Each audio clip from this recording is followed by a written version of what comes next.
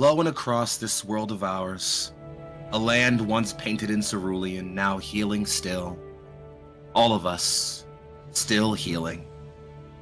A tale is unfolding. A tale that will entwine towns, townsfolk, and people all the same. A tale that will pit a group of people, nay, a group of friends, against the very world around them, and an illness that wounds it so. Even now, all of us are still healing. Good morning, afternoon, and or evening, ladies, gents, and all those in between and beyond that binary of the internet. Welcome back to the Alliance Roleplay, more specifically. Welcome back to episode 2 of Steel and Arbor, our homebrew Humblewood adventure. I am Young Foxy, your host for the duration of stream, and I have with me an incredible tale of fellow storytellers, a lovely collection of wonderful people, a great group of friends here to tell a great tale with me. I could tell you all about their illustrious skills all day, but instead, I'll let them tell you who they are. So, friends, in the order that I call you out, please tell me who you are, who you're playing tonight, and where you can be found on the internet. Let's start with the Neon Lights exclusive giant herself. It's Michelle. Oh, hello. Today I will be playing Coral of the Floodlands Delta Tribe, our otter folk artificer. And I don't think I missed anything because I don't do any other social media things, so... Only here. And that's all we need you for. What other game? Oh, that's not for Passing Glad it to along. have you back on board. That said, and moving along, it is of course the Lanniest and the Daniest. It's the boy Lan the Dan. Hey, that's me. I'm Lan the Dan, and tonight I'm playing Adlo Tamoya, the Gerbine Paladin of the Order of the Hospitalier, or Oath of the Hospitalier, who is of great personal valor and a shit, I forget the next line of the poem. Shit. Hospitable You'll find it out disposition. later. Yeah. There it is. Glad to have you back with the crew, Adlo. Up next and along the row, someone who is, of course, very, very near and dear to my personal heart. I'm talking, of course, about Lucian. Oh, that's me. Hey, I'm Lucian. I'm playing Thag Shrubs, our Rune Knight fighter, who's just a prickly little guy. The prickliest. And aren't we glad to have you here, Thag? Up next and moving right along to, of course, Neon Lights' one and only Tate Washburn. Hello Twitch and hello Internet. Like you said, I'm Tate Washburn, and today I am playing Coriander de Clement, the scout rogue who is really just doing his best. And we'll see just how far that best gets you. Thanks to have you on board, Corey. And last but certainly very, very far from least, Dr. Extraordinaire soon to be. I'm of course talking about the one and only Sir Heck a Lot. Hey, it's me, Sir Heckalot. You know, I'm here. I'm on your screen. The last one to go, but the only one to go in a... Uh-oh. Uh-oh. No. Time Maybe the information only is one too not to important. go We at can't all. know. And tonight, tonight for a I second. am returning... What? You drop for a second. That's all. You're Yeah, good. it's fine. Oh, Go. okay, cool. Yeah, my internet is going to have a time today, but I am returning with Katya Mistella, the Mapak, or this little weaselly warlock that we've got. And I'm very excited to see the combination of wholesome and chaos gremlin that I have made for this campaign. But yeah, that's me. And I am equally excited for exactly the same thing. And friends, if you didn't know who I am by now, I'm Young Foxy, aka Big Foxy, also known as your favorite Fox Philly's finest. And when not doing, well, other things, I suppose, I handle everyone that's not these 5 lovely people, which is very hard to do because they are very good at their jobs. So with that said, let's set the scene for a bit before I stop babbling and let them do exactly that. Where we first find ourselves joined is in what looks to be a stone-laden room. There are walls high and fires burning as 2 individuals sit in a comfortable repose, quiet in what looks to be a low evening, certainly slowly settling into what must be a quiet night. One of them looks over lists of paper with rough numbers and writing scrawled over them. She puts puts her head in her hand and looks over them with scrutiny and concern for a long moment, breathing heavy sighs and considering many things before another voice cuts her over from above a fire pot. Hey, dinner's almost ready. You ready to stop thinking yet? Well, one of us has to. Isn't that correct, my love? Exactly. That's why I leave it to you. So why don't you stop thinking for now and come eat,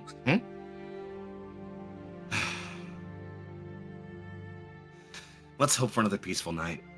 I could use some rest, she says before rising and joining him. And with that, the scene passes over. Next, we return to our friends. My dearests, after a bit of a scuffle with some canopy stalkers, which you thankfully managed to avoid the worst of, you found yourselves parting and coming to rest for at least some bit of a break. The sun is creeping behind the tree line of the endless wood. There are a row of trees bracketing this open clearing you've found and pitched your meager resting accommodations. A fire is easy to do with so much spare firewood around, turns out. And elsewise, you've made yourselves comfortable enough for a rest. How brief or how long of a rest? Well, that's up to you, friends. So, in the order you feel, or as you feel comfortable, why don't you go ahead and tell me who set up camp for the night, where you are, what's for dinner, what you're talking about, and whatever else was appropriate while I go grab my dog from the door. Darlings, as I am so very kind to say, the scene is yours. GM's going away. We can do whatever we want. No, Oh my god. No, yes, remove his headphones. Yeah, okay, now. I do think that if no one stops him, Corey does rush ahead of the group and is like trying to guide you guys to what he considers the ideal camping spot in this space. Like he's looked for a little bit of a clearing where he can put up camp up against a tree line, and specifically a tree that has like some good low-hanging branches that he'll eventually perch in if you spend the night. He probably even tries to clear out spaces for everyone's potentially individual tent and where the campfire is. He'll help with everything else, but like that's the first thing he does is he's trying to find the tactically advantageous place to set everything up and doing whatever he can without directly saying it to drive you guys there. I don't know that that's what works, but he's like trying to be helpful in a manipulative way, I guess. No, slow down, sweetie. He does not stop. He's ahead. He's got more movement than all y'all. He's gonna be already there by the time you get there. The only question is, do you guys follow that, or do you try and do something different?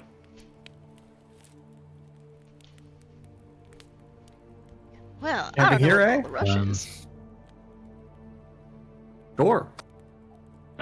I think Dag's probably familiar with this, if he's like, because they've traveled a little bit, and that's just what he does when he is camping, because he doesn't trust anyone else to not pick like the easiest ambush spot possible.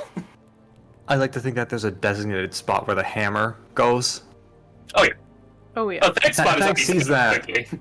And he'll look around and go, good place as any to camp.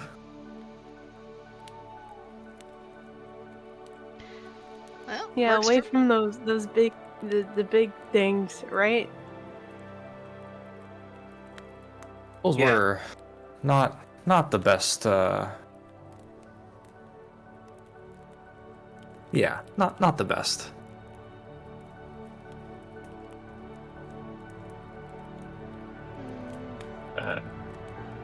Corey will also start building a fire if no one else starts, and if he's again still not saying anything, just being busy. I think Coral walks over and just like pulls out a flint striker. So in my head, Corey has already like gotten wood, and he's been shaving off like a kindling with one of the knives from his cloak. And so when he's handed that, he like sort of just drops the knife. It sort of vanishes. It's like turns into, it like turns almost into soot, or like it disintegrates as he lets go of it. It's not like burnt soot, but it's like it's plant matter effectively that disintegrates when he lets go of it. And he takes the lighter. Thank you. Then we'll start making campfire.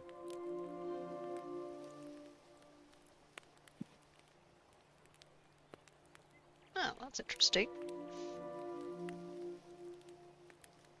I have an important question, friends. Who's handling dinner? I mean, Katya can. She can try. Is anyone actually good at cooking? That's not a skill, is it? There's It is technically not- like chef's tools or like whatever, but Yeah, I wouldn't say. It's always implied that's for really nice food, not Yeah, camping. I'll accept like a nature or survival skill, or even just like a suitable background that would mean, hey, I've cooked for myself enough that I know how to cook for people. Like, that's fine. I'm just wondering who's bothering to handle dinner. Katya, it's totally fine if you want to. I also have Okay. rations. now that stipulation has been put up, maybe she shouldn't.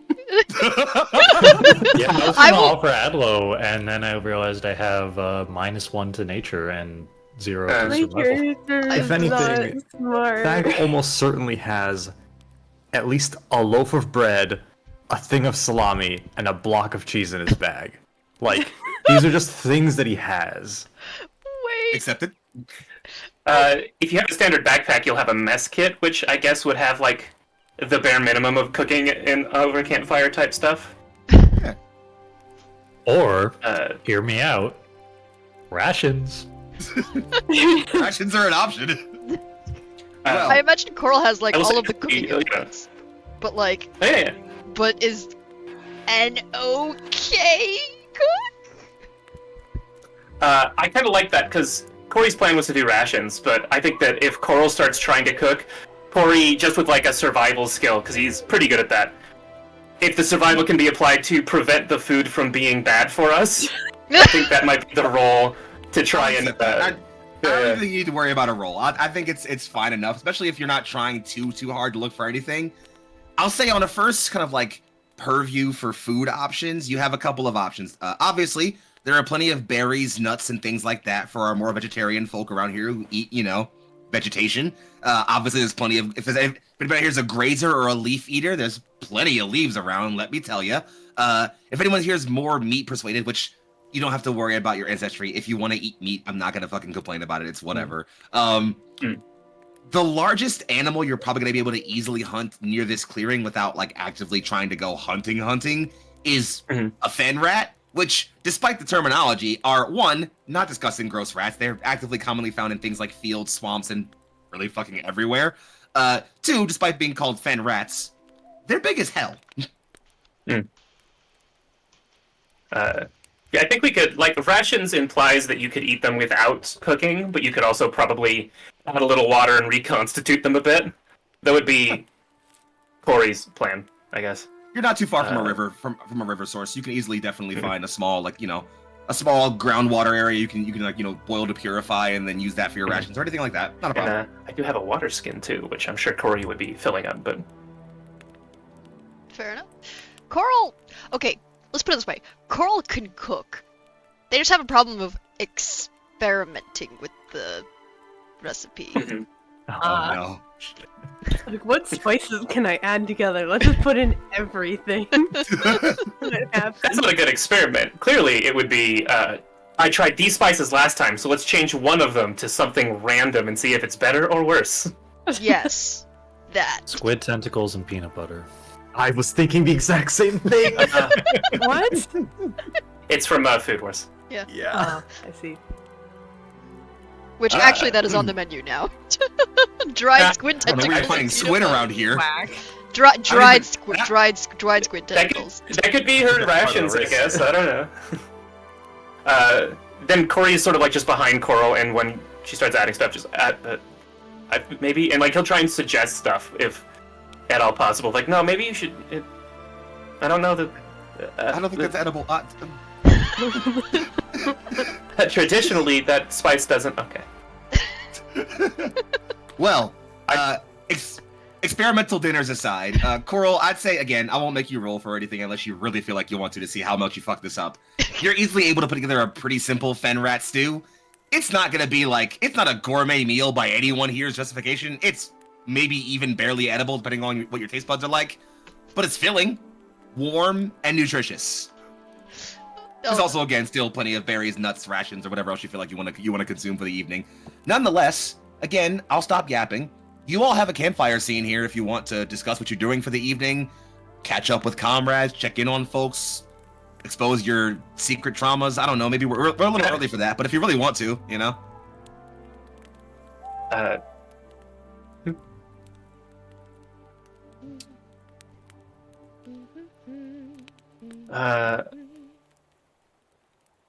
Yeah, I think Corey. I don't think anyone would notice this but Thag, because Thag has been traveling for a bit, but Corey is paying a little more attention to, like, Thag and his needs, because he's the one that went down a bit. He's hovering a little. Yeah, so first thing Thag does is set up his tent, which is really just the Thagomizer placed head down in the ground, and then a tarp with the middle at the top of the hilt, and then it's like pegged down at the corners. And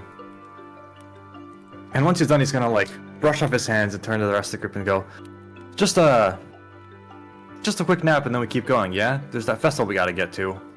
A little sleep will clean up all of this, and he kind of looks down at his like bruised and battered body, and yeah, I'll be fine after a quick nap.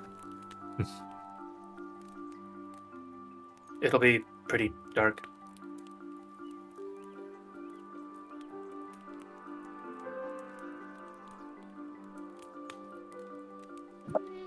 You're not wrong. It will be pretty dark. It is the woods. I don't mind. No reaction. Not even a shrug, just...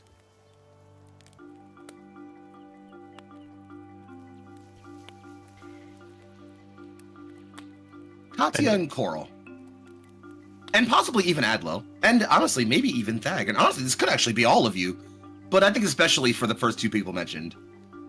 You're kind of hit with the sudden realization that technically, this is about as far north as you've ever traveled.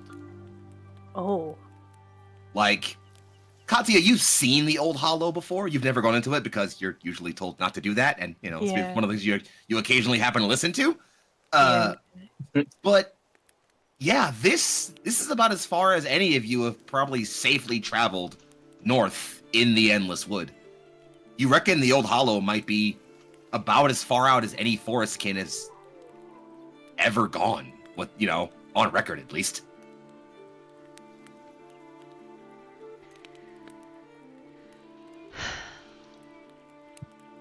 Wow.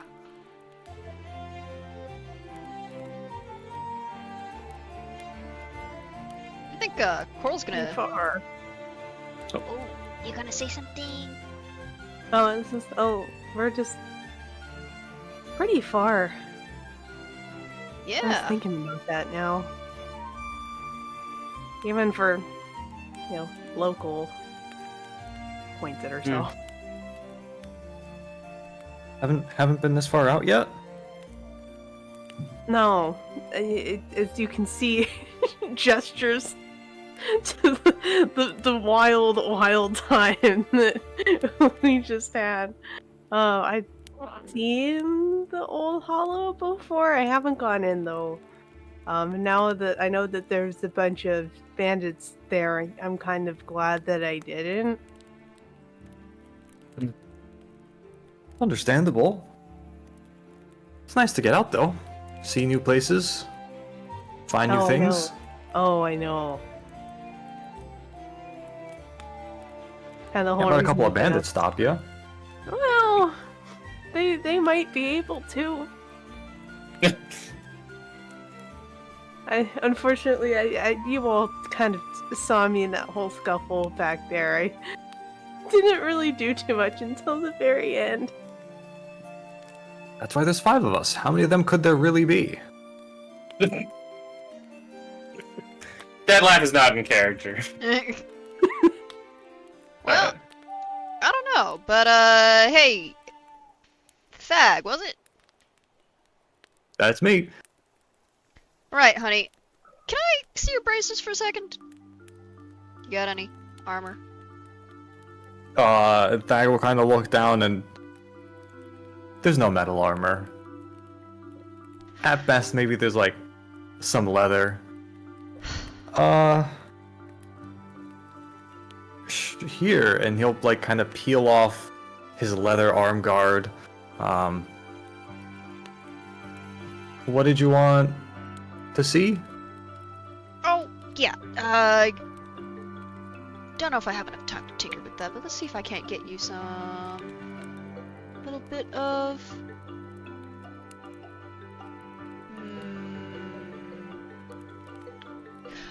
And Coral's just gonna start muttering to herself about things while you Are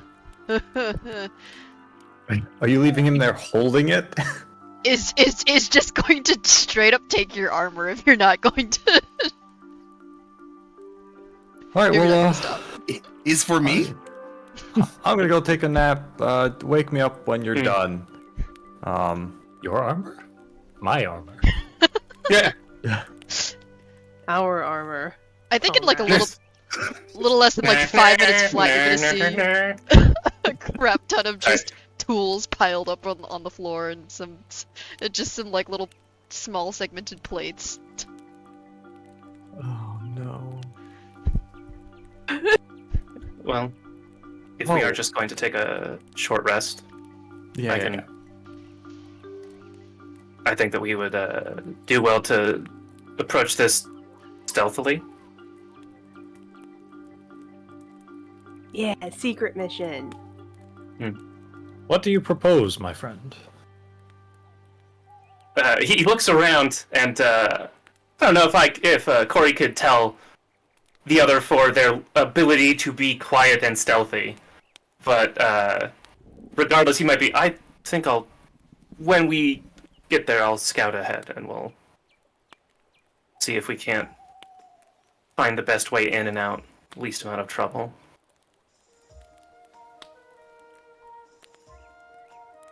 By yourself? That seems a little dangerous. Are you sure you'll be okay on your own?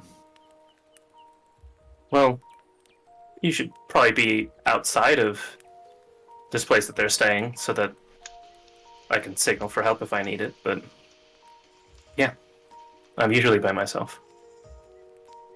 Okay, so what's the signal then? He pulls out a torch. It's a good Okay. signal. How's it going to be a bird cry of some kind? Yeah, me too, but that's fine. Caw, caw. If you want to signal, he's like, if I have to signal you, it will be because I don't have time for a cute bird call. It would be out of character, but a part of me wants to ask, so are we to assume you're going to light it first? That could be Adlo. That seems very clever. Just throw Just the torch in the you just air. see a stick fly out of the bandit can. That's the signal. Ah, shit. We won't be able to make a strong plan until we see exactly where they are and what their camp is like, to be honest. I'll get close, see that, come back. So that we can make some real plans when we're a little closer. Yeah?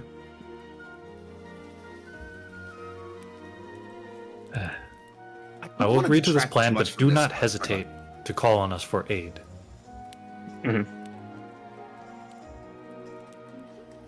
I don't want to take away from this too much at all because I think I like the scene a lot and I think it is really interesting. But I do want to make mention that Katya, again, as someone who has seen the Old Hollow once or twice, you would know that as far as scouting ahead to see the area around it and make sure the road there is clear and make sure see what it's looking like, totally fine and valid. Good idea, in fact. Yeah. But as far as looking for a way in, it's a giant, massive, hollowed out tree with a pretty solid root channel in, which is basically the only real way in, as far as you know.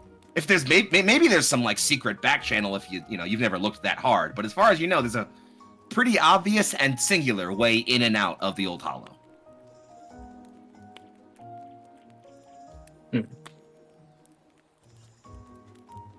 Would Katya say anything about that? Sorry, I'm cutting out what was said.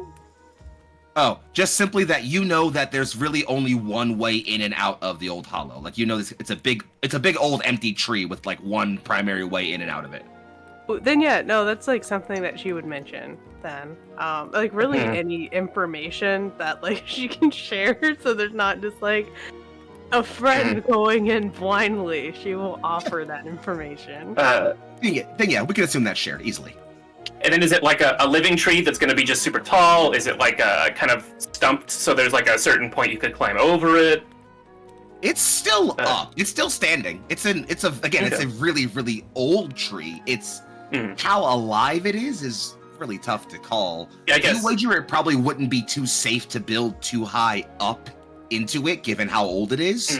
So if there's anything that's in there, I mean, again, hard to know without seeing the inside, but they're probably around the base or maybe dug under it, if you had to, take an immediate guess.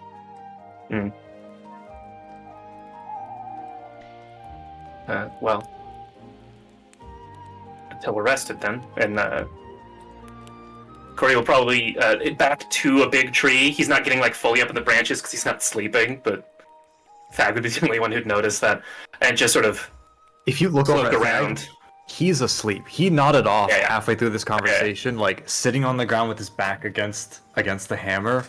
He was going to like lay down for a nap, but he fell asleep early on to this conversation. And Love him so much.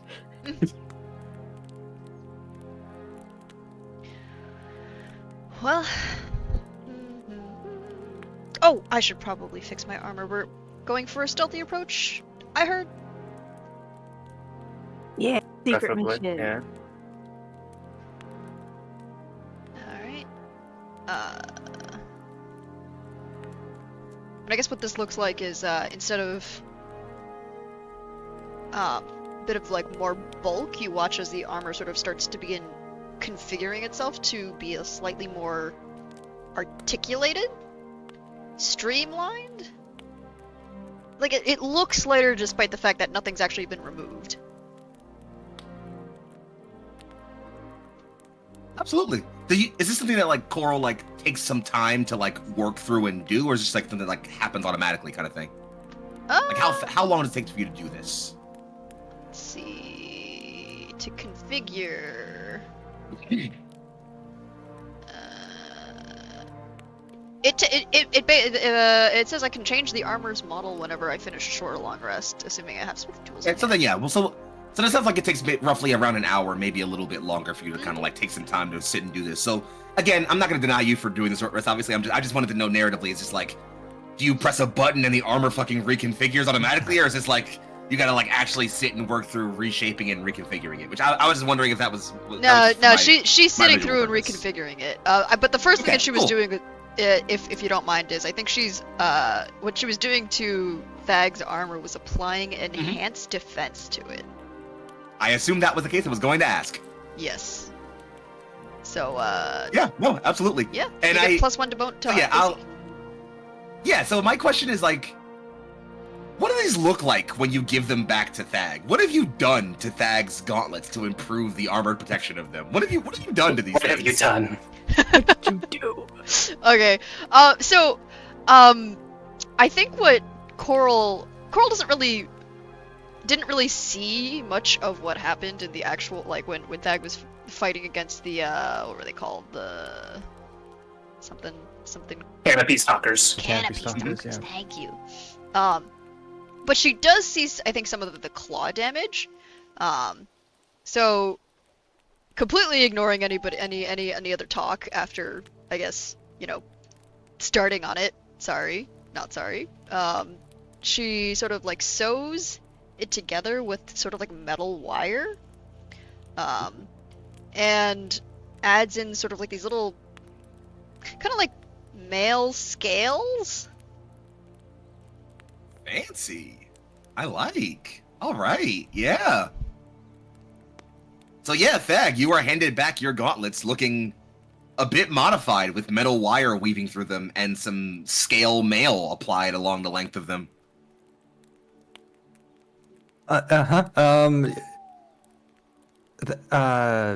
Thank you. These will do nicely, and he'll put them on, and his spines kind of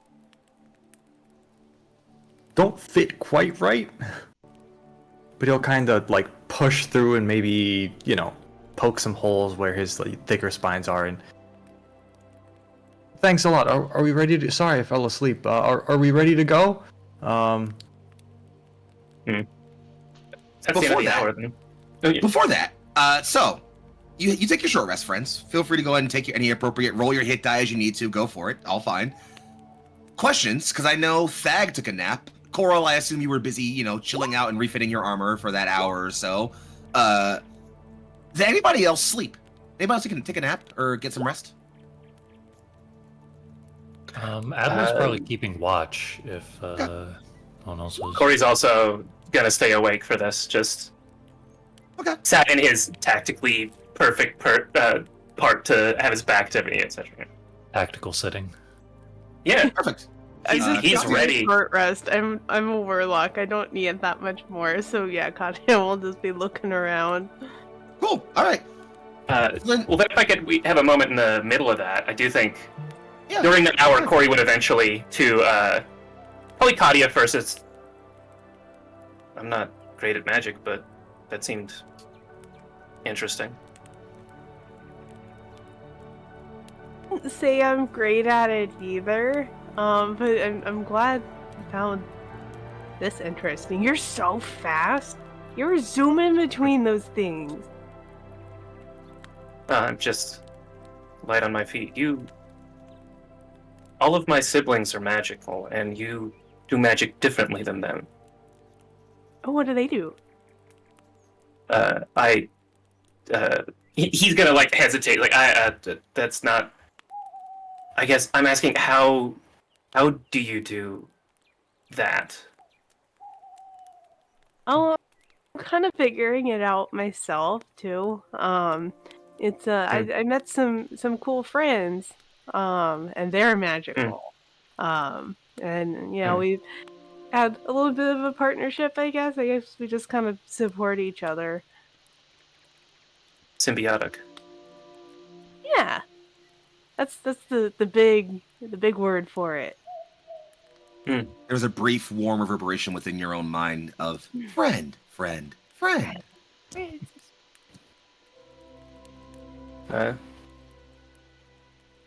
Yeah, and again, no one starts a conversation for the. I don't know. We chat. I feel like we should probably have something happening in the middle of that hour.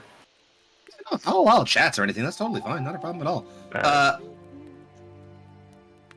If there was nothing else that happened as far as like, if there's any like scenes people want to RP out as far as like chats or convos had, feel free to approach them. Otherwise, I do want to offer a brief aside, very quickly. Thag, you take a nap while the gang is prepping and preparing. Mm-hmm. And you have the weirdest dream. It's fuzzy, because it's not a very long dream, because it wasn't a very long nap. But you briefly see images.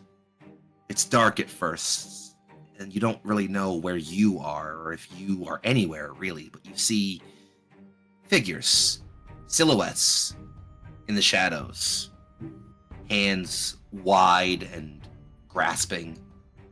Some are clasping weapons of some kind, held overhead as if preparing to strike, clasped in two hands and swung to one side or another. Several of these figures, you realize they aren't really full figures, but almost vague drawings, vague images, like shapes in the form of forest skin. Some of them have wide open mouths, open and baring. You can see fangs and tongues and open maw. And all of them point, all of them reach, all of them scramble towards that centralized figure you see. Top all of them. Singular figure, broad-chested, tall, imposing, a single arm wide in challenge. And in that hand is held a hammer. The hammer looks strangely a little familiar. And then you wake up to Coral presenting you with your new bracers. Yeah, after accepting them, he's gonna kind of look up into the canopy and scratch his head. That's my hammer. Huh. You're still leaning No, against that's it. your armor. No, not I was having a dream. About the hammer you're napping on. Yes. No reaction. In fact, if you're trying to, like, think back, to kind of recollect in that way some people do when they first wake up from an interesting dream, where they're trying to remember and hold on to whatever fragments of it they can, it's all very hazy. It is very hard for you to get solid images of what you saw in that dream. Except that hammer.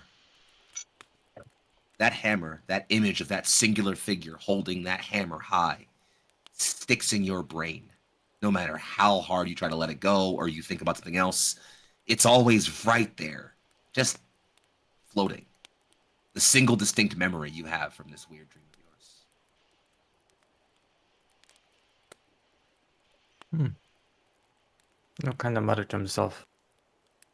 I'll have to ask, see if anybody in the family ever had a dream like that.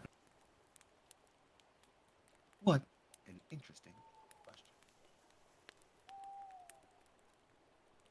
That said, friends, you break camp.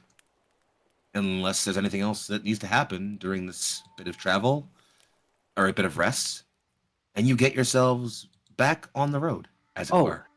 Sorry, do I have time to ahead. send a rift mole? Unfortunately, for how far north you are, there's not any, like, notable, like, places that you see any of them roosting around here. You would have to look around for, like, a roost for you to call one and for you to call them and send one. But I would say on the way, if not on the way towards the Hollow, then definitely on the way back towards North, you can probably stop and find and see if you can spend some time hunting around for a roost. Okay, next time. I got you, baby. Don't worry. But I do think as we're breaking camp, though, the sort of other conversation Corey would want to have, but he's waiting for a moment he could have it more privately, would be with Adlo. Because Corey's very perceptive and probably noticed Adlo's more emotional time during that fight. And it'd just be like very gentle as stuff is being put away, just like stand next to him. They're not like friendly enough to put a hand on his shoulder, but it would be like gently brushing Cloak against Adlo to get his attention and just, are you okay?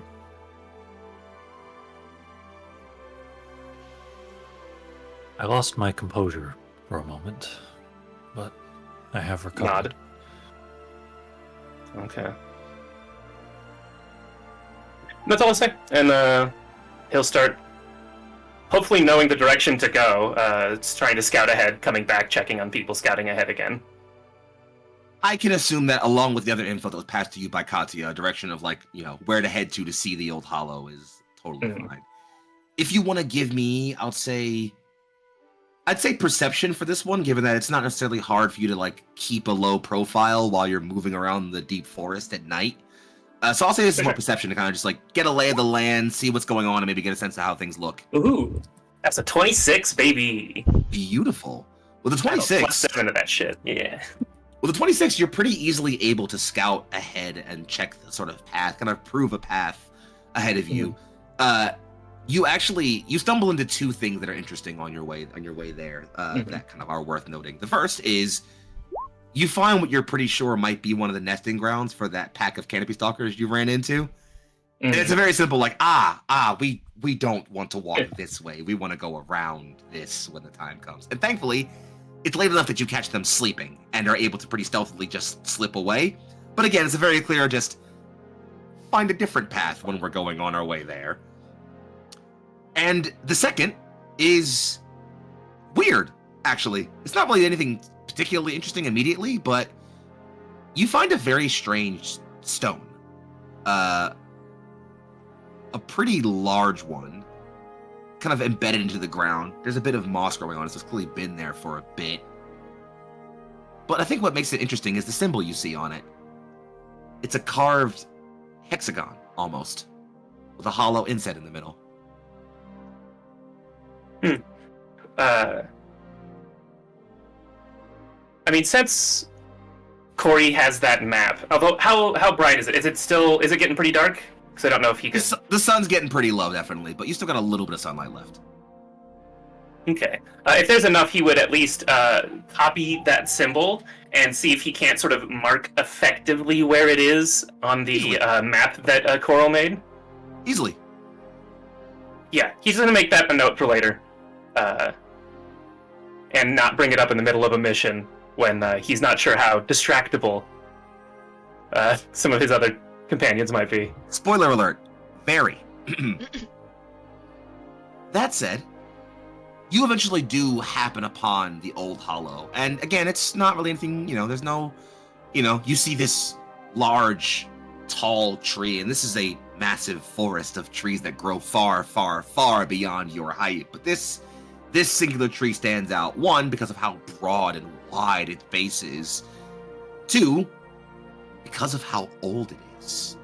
Its gnarled branches curl and weave so far that they intertwine with other trees. Roots curl and rip out of the ground in long, flowing, almost wave-like patterns. This tree has been here for so very long. And this far out into the wood, this far away from any common civilization, you wonder how long it has been since anyone notable has come and seen a sight like this. This is in the sort of twilight. Assuming that he doesn't have to go back and direct his teammates here, if they were already on a pretty true path when he last went back to check on them. Mm-hmm. He'll probably again try and sit down and make a almost a quick sketch, and in his mind justifying it of this is where the point of egress would be, and if he's noticing anything else. But somewhere in him, this is a very dramatic and powerful image of this ancient dead-ish tree with a hole in it that's so old and in I'm sure the perfect golden or colorful sunset. Absolutely. And it's almost as that sunset peters away, we kind of get one of those fun kind of time-lapse shots of the sun sitting behind the sky as Corey sits and does the sketch. And I'd say roughly about an hour or two later, the rest of the gang arrives. Katya, you're able to pretty solidly guide them through a path towards the old hollow and kind of coming out of a side brush and down a bit of a rocky path. The four of you can see Coriander sort of set up about a high branch, or sort of set on a root actually, kind of sketching out and looking at this place. And you all similarly see this broad, ancient tree with, as again, I mentioned those root structures kind of ripping in those waves. And as you kind of trace them and follow them through this clearing, you see they all kind of lead to a gathering where you could see a roughly 7-8 foot high kind of hollow gap that leads down into the dark. Here you all are in front of the old hollow. If I could, I don't think Corey would take an hour. It is a sketch, he wouldn't be that broad. But I think maybe he did something else and then finished again as they arrived. He would want to sort of at least get a few more angles on this, walk around the not visible clearing-ish. I know it's not really a clearing, but the distance he felt safe to just get a better look around. And I don't know if I could roll a perception to see if I notice anything else from the outside. I'm gonna save you on it because there's really not a whole lot to notice, honestly. Yeah. Okay. But yeah, I'll easily say you're able to kind of set around and get a few more good angles of this tree, create a good sign of what things look. And I'd say even while you're looking, confirm that there really aren't any. There don't seem to be any bandit camps or signs of campfires or things outside or around the base of this tree. Mm-hmm. If there truly are bandits kept here, they are inside of it. Especially as the light's dimming and there's no obvious lights I think Corey is back to the spot, maybe even checks as much as he can with hearing to make sure he's going to run into his teammates before he sort of finishes with what little light he has. It's not good for his eyes to do this. He is doing it anyways. Sure, absolutely. But Nice yeah, to see that's you all find yourselves general. happening upon. You're now reunited and in front of the old hollow, friends. What say you? Ain't that a beauty? Mm-hmm. Biggest tree I've ever seen. Truly a marvel of nature. I don't trust it. But also scary. Exactly. Only one way in or out. And there's no lights. No lights. Ideal for Either a they hideout. don't. Either they don't need them, or there's something more hidden in there. What the hell? Spring the trap. Got a torch in Please, my let's bag. not just spring the trap. Here, maybe we just walk up a little closer and quietly see if we notice something before we decide to run in with our belts untied, as it were.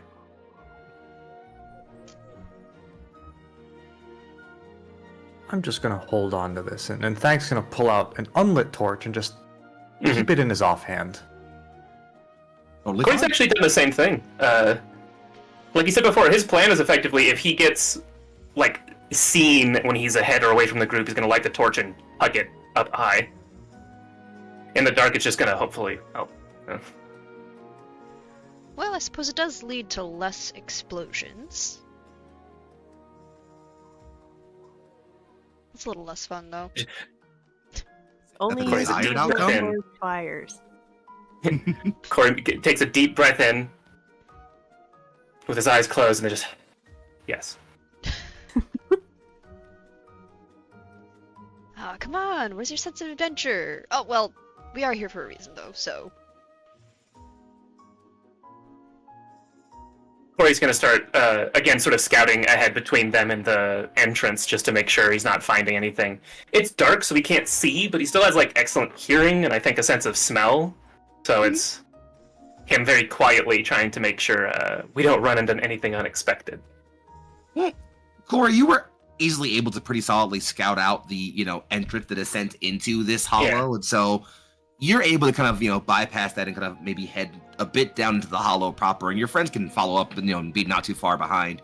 And you'll find that as, we've fully kind of crested into the late evening now, we've no longer, with the sun now kind of firmly settled into a low evening night, and even sort of the glistening twilight you're all kind of setting from the stars is sort of slowly fading as you slowly descend down what seems to be a rough, stony path, and you head deeper down into, the hollow, and it mostly seems like it's a bit of a tunnel, and Corey, you feel like while it's definitely big enough for, maybe 2-3 people abreast to come down, there's not enough contour or places to naturally dig, ambush locations for this to be a super obvious, like, oh, we're going to walk in this tunnel and get jumped by some people.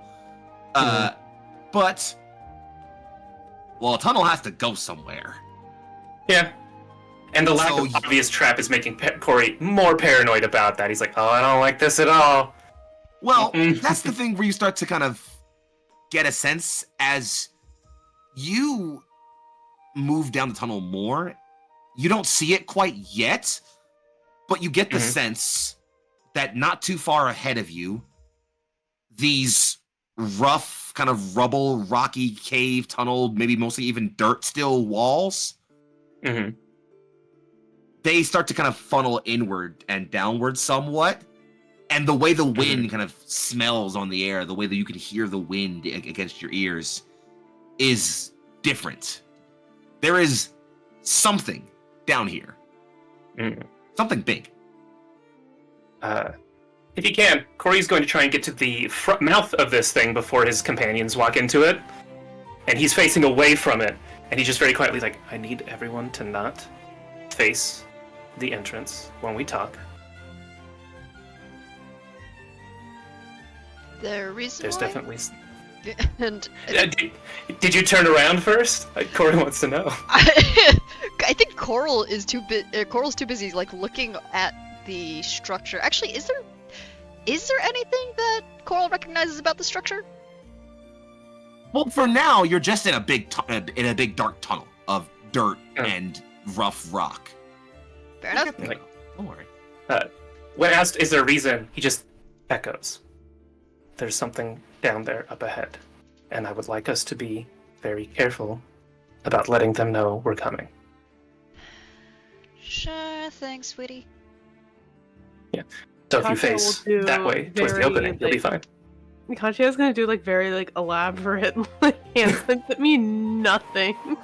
I like the idea We'll end that in she's this. copied I what understand. Corey was doing, like during combat that were actually tactical, and she's just. Yeah. And I just like he closes his eyes and a long breath in.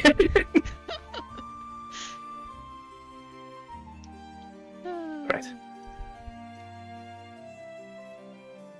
And we'll still probably walk ahead, but yeah, he's no longer leading, I guess, unless there's future stuff. He's just making sure people don't get got. All right. So then, friends, here's how we're going to handle things going forward. This is going to be a bit of where we're going to introduce our group, my sort of group stealth check mechanic. Again, thank you, Fabula Ultima. So, one of you should be designated as the leader, the person who is taking the lead in moving the group around this place. It can be Corey if you think you're actually taking the lead, but if it's someone else, then it should be someone else. Don't worry, everyone here is rolling a stealth check. However, the leader will roll last. Everyone else who is rolling against a flat difficulty. You are trying to, if you beat that flat difficulty, you are going to add +1 to the leader's roll to actually lead the group. The leader's group will be a much higher difficulty, but their result will basically be the thing I'm going to use to determine how well you're sneaking around as you're moving through this place. Of note, and this is the thing to note here, the number you roll here for the check, the leader's roll, is going to hold as the roll for the group moving through this place until things start happening. You end up in a combat, something happens or whatever, at which point, based on what happens, meaning if you use particularly loud abilities or other things like that, I will degrade that roll until it gets lower. Now, if you want, you can spend 10 minutes to kind of reset, reacclimate, rehide yourselves, and then get moving. But that is 10 full minutes. So, be aware of that. That sound cool? Yeah. All right, gang. Who wants to be our leader for this check, just so we can be aware of it? One question about that. Corey can't see as well.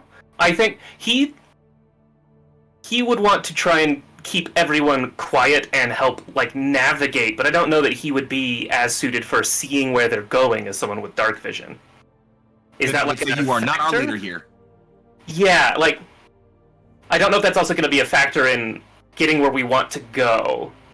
But as far as I would say it just means that Corey is probably not our leader here. I don't think I'm going to affect your role to assist here. Just odds-wise, I mean, like, because we're in conditions that Mapox can get advantage on stealth, right? Okay, so, like, Coral or I probably have decent odds. In terms of vision, I mean, Katya has the most, but, like, 60 feet of dark vision also isn't bad. Yeah. I mean, I only get a +2 to my stealth, so... Same.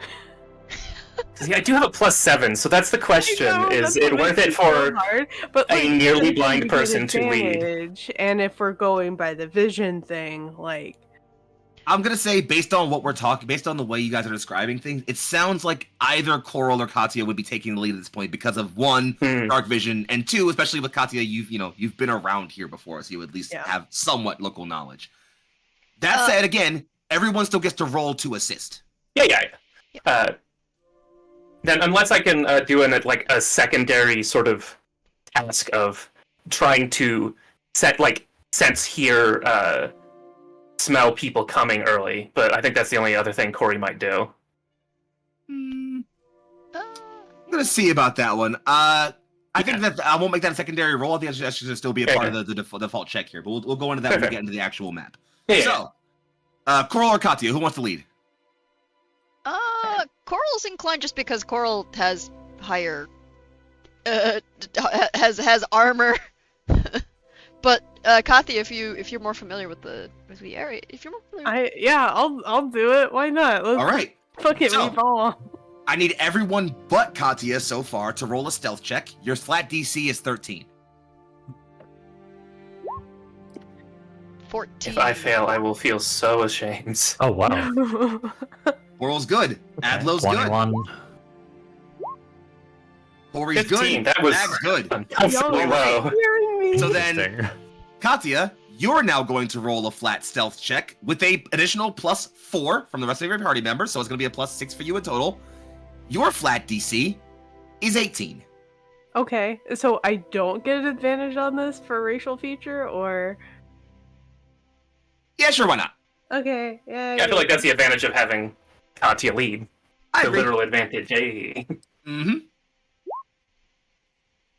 Uh-oh. Uh-oh. Uh-oh. Ian.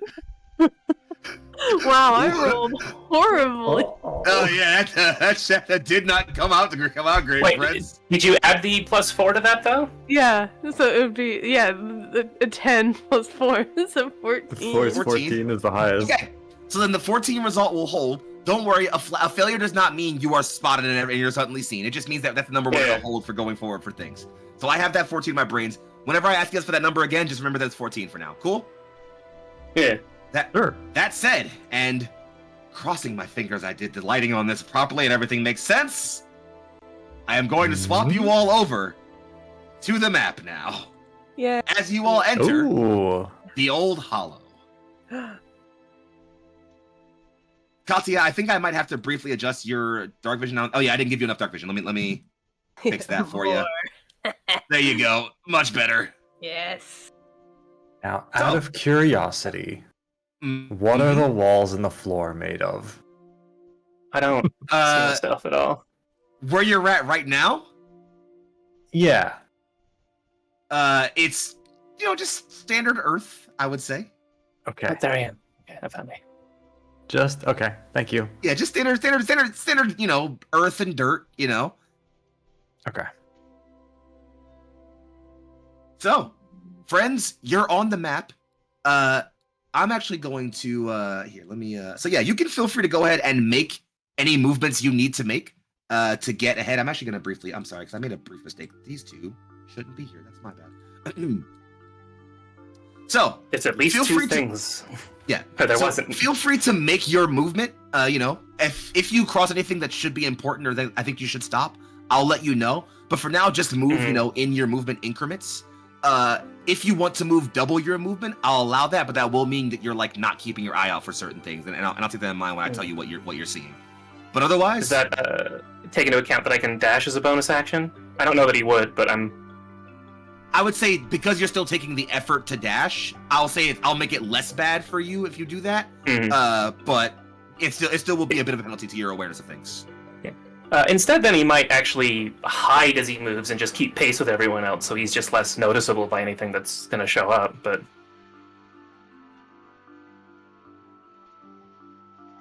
Okay. All right.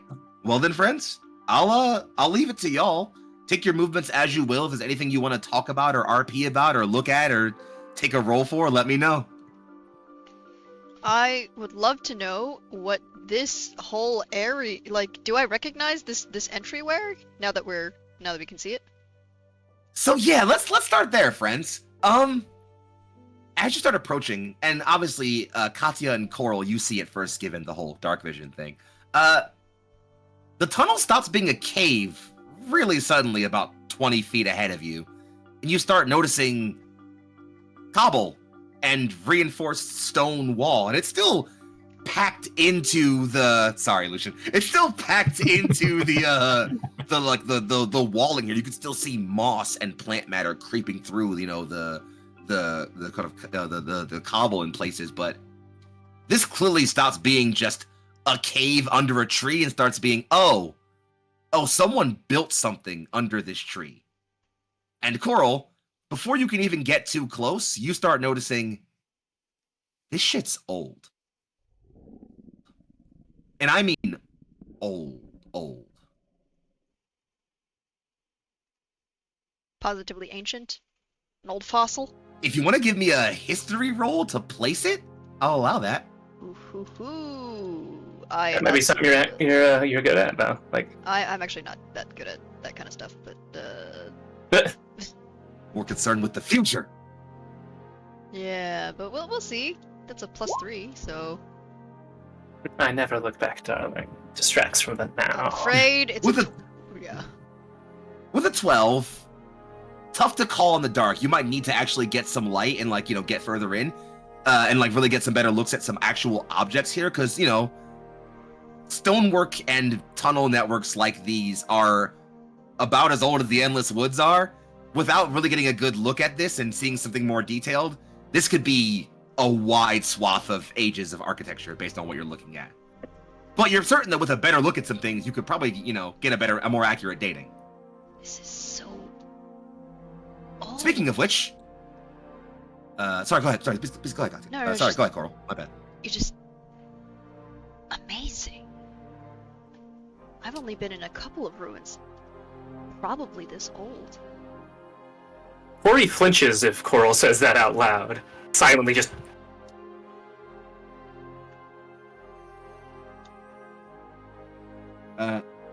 Nonetheless, friends, go ahead and make another movement if you want to. I'll freely permit that. As you start moving ahead, and again, Katya and Coral, you see it first. There is a light source ahead. A very, very dimly lit campfire. Well, there's definitely been people here. I'll allow a survival or perception roll to notice maybe how old the fire appears to be. Yeah. Yeah, Corey Go will for do it, that. friends. Even though. Oh my god, friends! God, the only one. Okay, Oh 15. boy. I get a Not 10. horrible. I also got a 10. Oh, you said perception? I was like, I Yeah. got 15. Survival. I'm just- Perception or survival? We're free fall with no modifier. Well, I'm terrible at both of those, but Corey's trying to keep his night vision, so he's staying away from it. Terrible, both of them. Best roll here, besides Katya. I think. well, because I still have proficiency. Yep. Coral's enough. definitely still incredibly distracted by ruin walls. Mm-hmm. They're both wisdom So then- skills. I have terrible wisdom, but one of them has proficiency. So, Adlo and Katya, you both can tell this fire is a couple of hours old. Someone lit this earlier today, and it's dimmed out by now. So whoever lit this fire stopped tending to it, stopped keeping it active a couple hours ago, and it's just kind of dimmed down to some thin embers by now.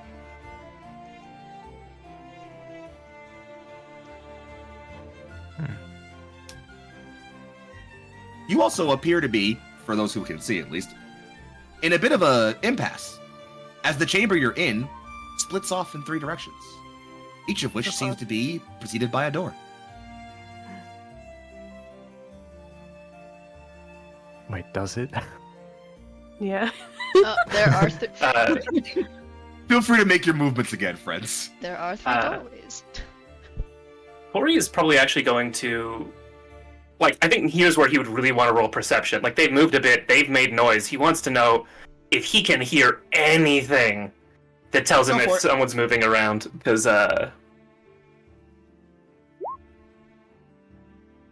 13. Nothing really. That's not with me today. There's some wind in the cavern. Speaking of which, I should probably swap up the old music and the sounds a little bit. Sirenscape. Excuse me, friends. Let's throw in the dungeon ambiance, shall we? There we go. So, Corey, while you're definitely picking up a little bit of light wind, you're not really hearing any sounds of movement, no footsteps, no talking, nothing like that.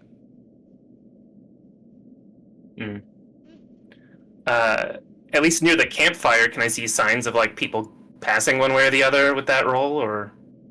Have people been near the campfire? Or, like, what direction of these 3 doors would they have maybe gone?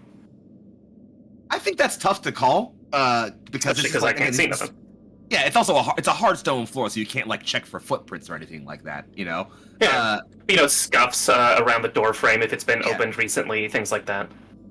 It does seem like the two doors to your left and right have definitely been opened a lot more recently, or at least are opened more frequently than the door ahead of you.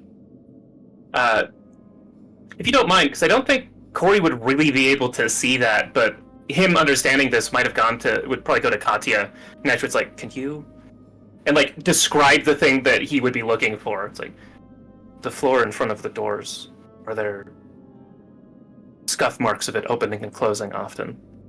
Which of the doors have that? I will look with my special eyes. Amazing. He doesn't know you can see perfectly, he just knows it's either you or Coral, and I think you're just closer to where he is at the moment. Coral.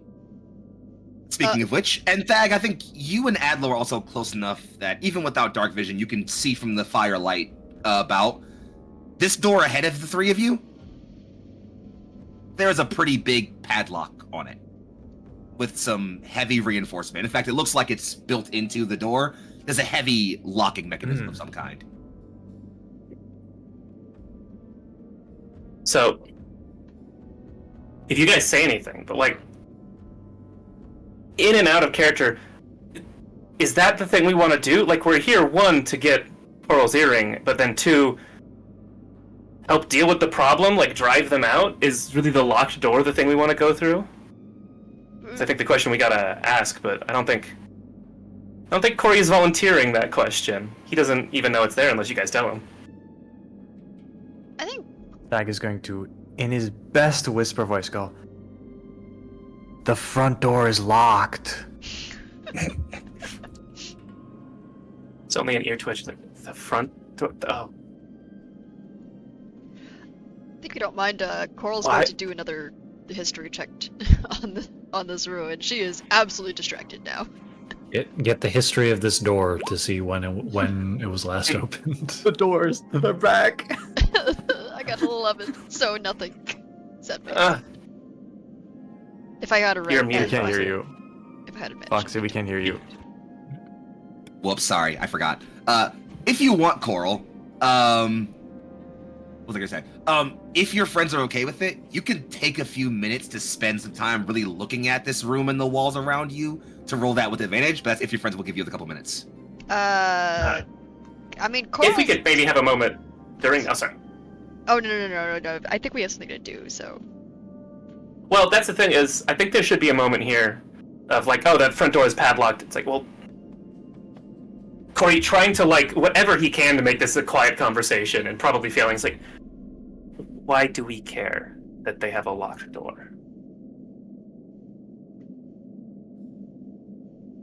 Like, what do you think we're doing here? What would a group of bandits keep behind a locked door? Weapons, loot.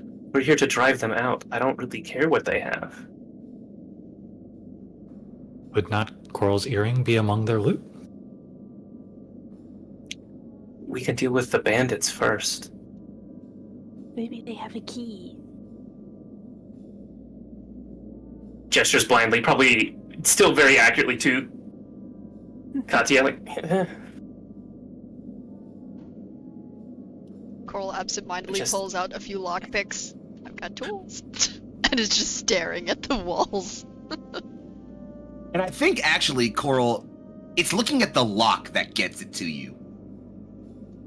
This is it's a tough to, you've seen mechanisms like this before, and you've maybe even cracked one or two in your time, and you know they are a bitch and a half to crack.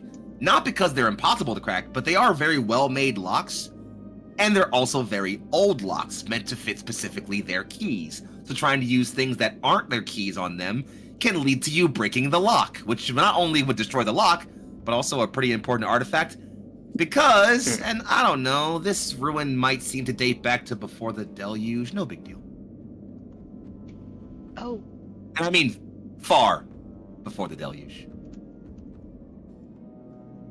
The time of Whatever you do. gods. don't break the lock. That thing's older than the deluge.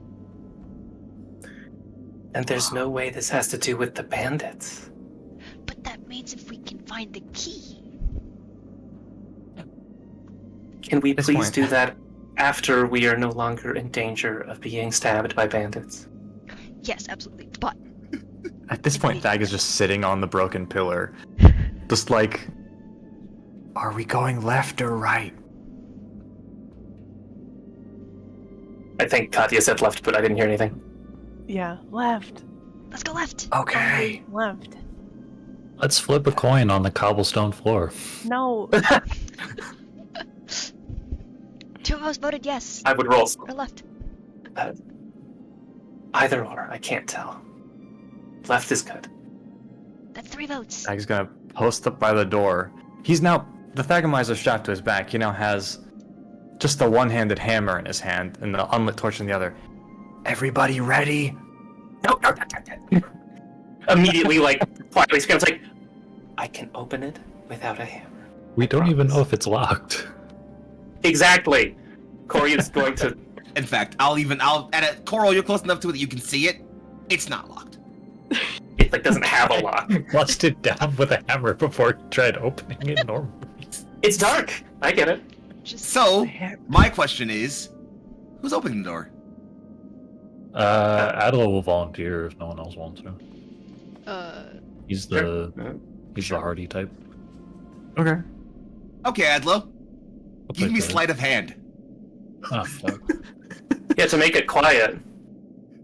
Yeah, okay. Quiet Where's as a my mouse. character sheet? You've got it. Let's see these big numbers. Big number. He's Dexy, right? Yeah. I'm kind of Dexy. Dexy Flexy, let's see it. Sexy Dexy. How's that? Oh, 22! The nat 20. With With a crit. Beautiful. Adlo, you grab the door and pull it somewhat. It briefly slips out of your hand. Tell me if this sounds appropriate. It slips out of your hand a little bit, and before it can even creak more than like a microdecibel, you whip your tail up and grab it with your tail. And it's completely quiet as you slowly push it over. I'm pretty sure, Adler, if you want to go ahead and move over on top of the door, if you click the door, it should open. I think if you walk next to it, it will show you the door on the Roll20. You can then click it, and there you go. Friends, go ahead and take your moves. Oh no, you closed it. Adler goes through. All right, stay here. Close the door behind you. I like the idea I've that got Thag this. is posted up next to the door. When Adla opens it, he sticks his head around, still can't see in the dark, and just goes, "What the fuck am I doing?"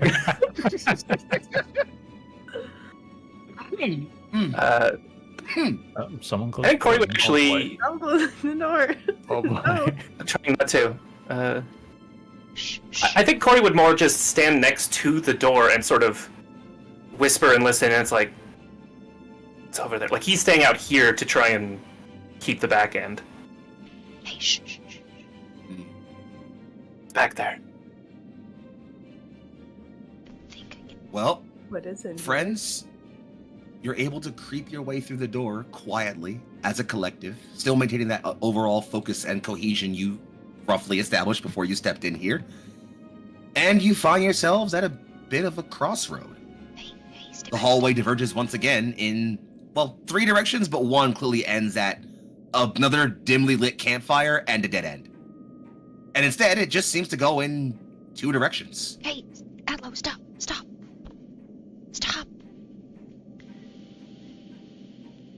Looks like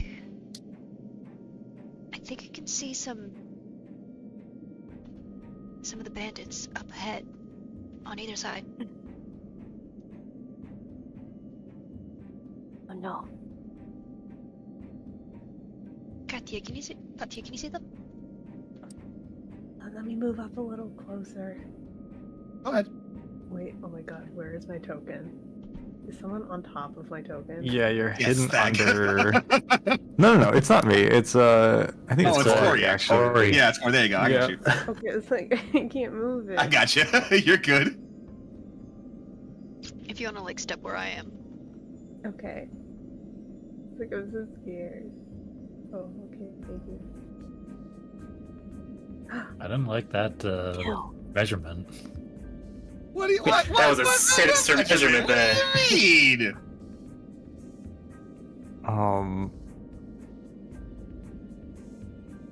Oh man. Yeah. No, it's fine. It's fine. Get sniped is what's gonna happen. Coral, Katya, Thag, stealth checks, please. Do we still have Stealth advantage check. or no? Nope. Actually, no. Yeah, you would. Yeah, it's still Okay. dim. I am also. Oh, still- those 10s! Wait, Oh, I have those advantage 10s! though. I'm at 16. Bro, Because how you is this actually have heavy armor. happening? At least the advantage gave me a 19, but Oh, yeah, the oh, right, first okay, six so, is horrifying. So what I was- in that okay, no, case, it's fine. It's fine. My armor model. Katya my, and is- Coral, you are perfectly stealthy. You're perfectly fine. Katya, you are. I don't know if you can see around the corner, but you are able to peek around the corner, and I'll let you know that yes, you do see both one way and another across the corner. There are small groups of bandits sitting by campfires. One group appears to be just kind of resting, getting themselves comfortable and chatting. In fact, some of them might have even been, might even be asleep. Another group appears to be in what looks like a small storeroom, maybe. Some of them are nibbling at small, crates full of something, or sitting around and standing at a campfire. And it's as you're kind of sitting there and lining up and looking around, one of them sitting on what looks like a broken piece of wood hops up and looks directly at, well, they wouldn't see them, but looks directly at your large hedgehog friend and, hey. So before he the moment I see him look at me, I'm gonna You don't see snuff him, out though, do the you? campfire in front of me with what's it called? With Druidcraft. I can snuff out small campfires. Okay, yeah, I like that. Then let me actually, fun fact, I can actually go in and do... Oh, I fucked it up. I want to do this. Ooh. In which case, I'm gonna have to have him roll something real quick. Let's just have him do this. Fuck, I don't have the skill. I don't have a skill set up for this. I just need to open the sheet first, real quick. Hold on. It's be a 2. Yes, there we go. Boop. Ooh, with a 6. I think he says. What in the? Another one says, "Hey, yo, you good over there? Tomas, what's up?" I swore I would have. Hang on, just give me a sec. And he's just gonna sort of stumble his way to about 4, 6 there.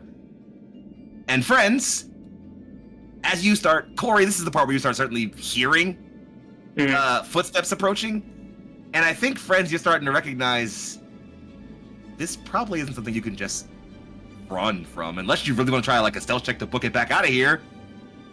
I think it might be time we roll some initiative. That's probably That's what we probably should what do. Probably a good idea. Is there Alright, a then. chance I could As use I can- the rest of my movement to sort of get into a different position? Uh, Like over there or before initiative? he is It's fine if it's looking after. this. Just... He is looking this way, so Oh. I'll let a stealth check happen for it real quick. See if you can if you can spoof him. 14 Come on. beats his passive perception though, so yeah, you're good. Alright, then it's just gonna be... Again, because Corey really cannot see very far, but he is gonna try and get into a little more of a advantageous position. Well, let me Oof. write it out there. We can see your rolls, by the way, Foxy. That's fine. I don't know. That's Okay. okay. I want you Oh to. no, the initiative rolls. That's okay. I'm not too worried about that part here. All right. So you all are in the initiative order, yes? Everybody in? Anybody No, not? I in? haven't hit initiative yet, sorry. You should probably go ahead and do that. Take your time. No rush. There you go. You're good. And then Things let are me go running ahead a and little do- slow for me. I'm not You're fine. No rush. I do note that I usually tend to have some better luck with Roll20 and on Edge rather than Chrome sometimes, even though I suppose it is to use Edge. I'm sorry. That said, with all of our initiatives set in stone, and with everyone noticing the one Mapak come around and start looking for someone, and his other friends seem to start noticing someone moving into the hallway looking for what's happening, Corey, you're able to stealthily shift around the corner and ready yourselves. As you all gather up your weapons and prepare for what looks to be a hopefully quiet scuffle, let's take a quick little break and let our heroes prep up. We'll be right back in just a moment. Touch not that dial nor that browser, as we're about to have ourselves a little bit of combat. See you soon, friends. See ya. That is, in fact, the number before 3. And we return to the beginning of what will hopefully be an expedient and stealthy combat for our heroes. As they step forward into a darkened chamber, and a group of Mapak bandits appear to notice their presence. We begin combat with one of their initiatives, actually, as one will simply go, noticing that that some of his friends appear to be, what's going on? And starts to make a bit of motion towards going down the hallway. 2, 4. They're gonna stop there, and I think they can see at least Coriander there. So they're gonna go ahead and take an attack at them. They're gonna have pulled out a bit of a short bow, and they're gonna go ahead and take a shot with that short bow at you. I should public roll this. There we go. How's a 17 look? That's gonna hit. All right. In that case, you're gonna take 7 piercing damage. Oof. I don't have any of the other defensive stuff that I get later, so As he brings out a short bow and twings, you're able to kind of, bring yourself down, but it does nick you a bit as it slides by you, and he's suddenly very aware of you. However, as you all hear the twing of an arrow flying by you in the hallway in the dark of the area, Adlo, it slides over to you. Oh, crap. What am I gonna do? That is the question. Yeah. That is the thing that I want to answer on my turn. well, I was hoping that wasn't the guy that was moving first, but oh well. Hey, I rolled for them all individually. I'm not even I didn't even game that, Yeah, I get it. The dice don't like me today. Sorry, friend. Okay.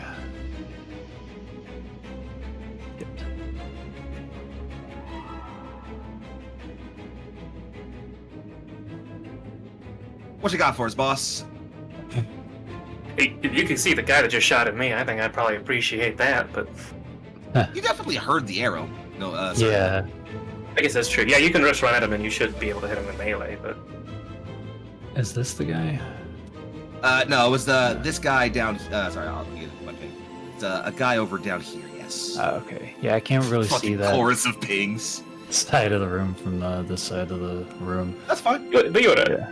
Because you technically you heard can tell where people are in the dark. You just You heard the arrow, certainly. You know there's a guy Okay. around that corner there. Okay. In that case, I guess I could try and get the drop on this guy from around the corner.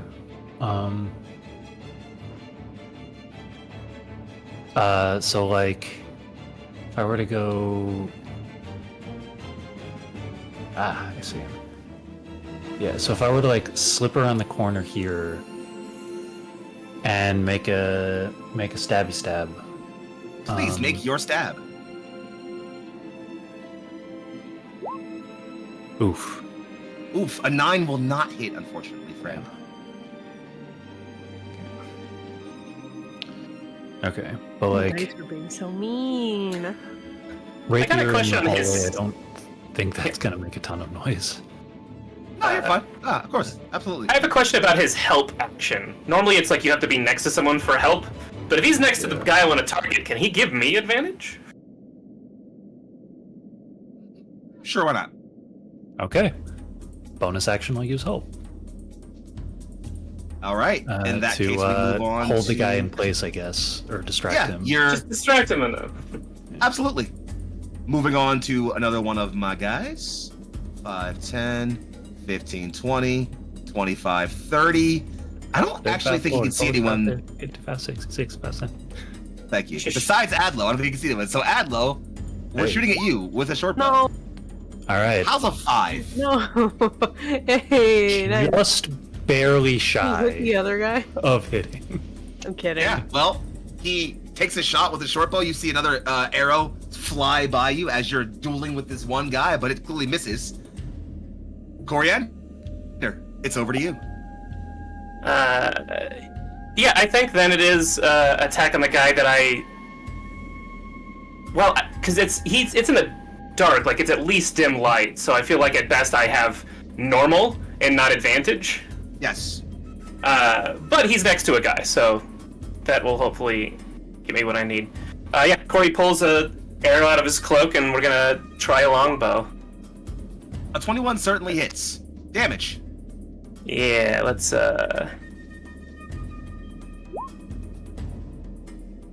7 and 6 is how much together?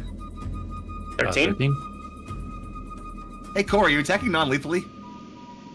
I think in this moment, no, he's trying to keep quiet. How's it look? Because it's quiet, and he only has the vaguest sense of where this guy really is, but I think maybe the help is almost indicating where his head is, or like some part of him is what Aldo has pointed out or said, I don't know. He tries to put an arrow through the guy's throat so that he can't make a noise. Adlo, as you are dueling and sort of feisting with this Mapak, you get a moment where he kind of almost presses you back a bit towards the wall, and then after a quiet whistle, you hear a click, and then he slumps over into you as This range is probably quite a loud twang, technically, from the bow where Corey's holding, but... Yeah, fair enough. He dead though. Dude shot at me first. Corey's not saying anything, but I'm just saying.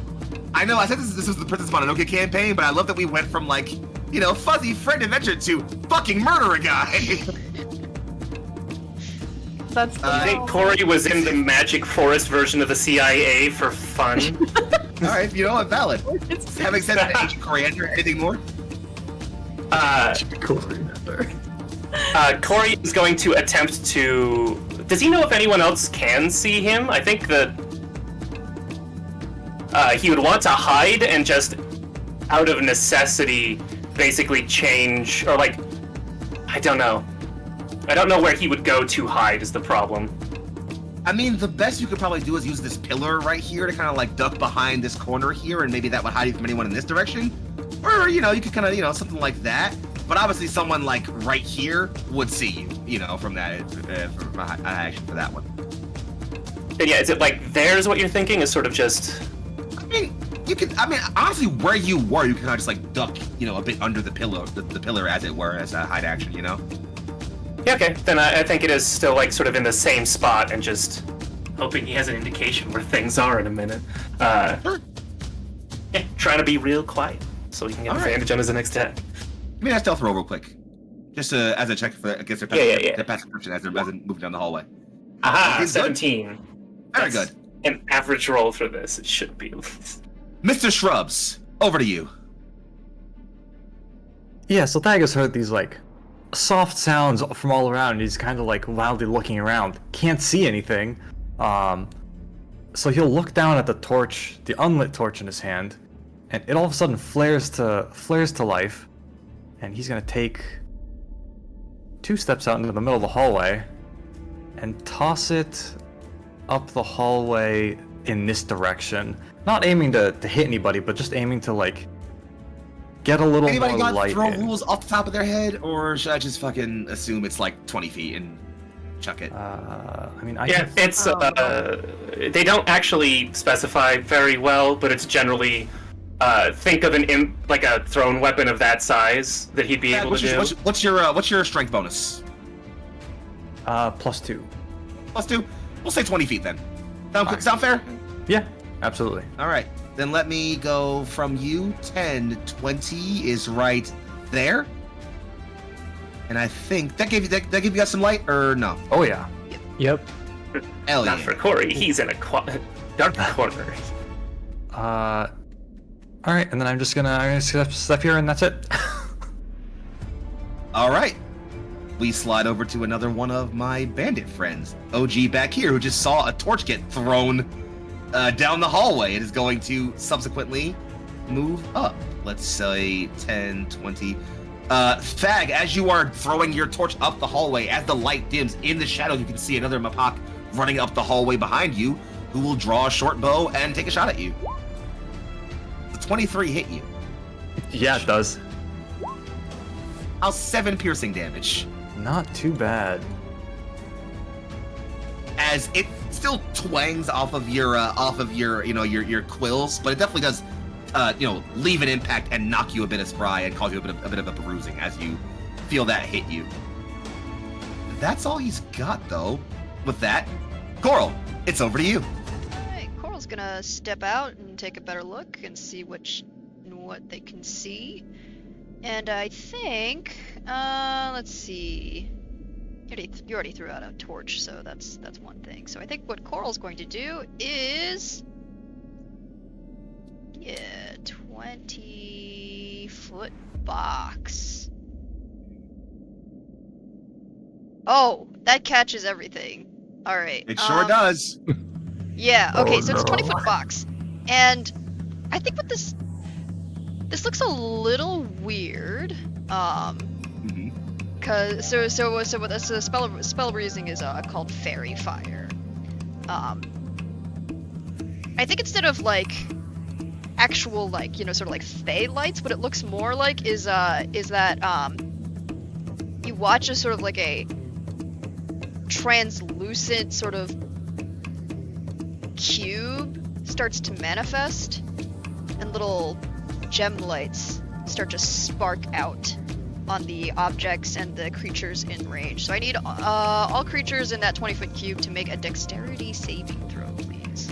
Here comes 3 dexterity saves. 1, 2, 3. Holy shit! Holy shit! Oh, they passed. Oh my god, okay.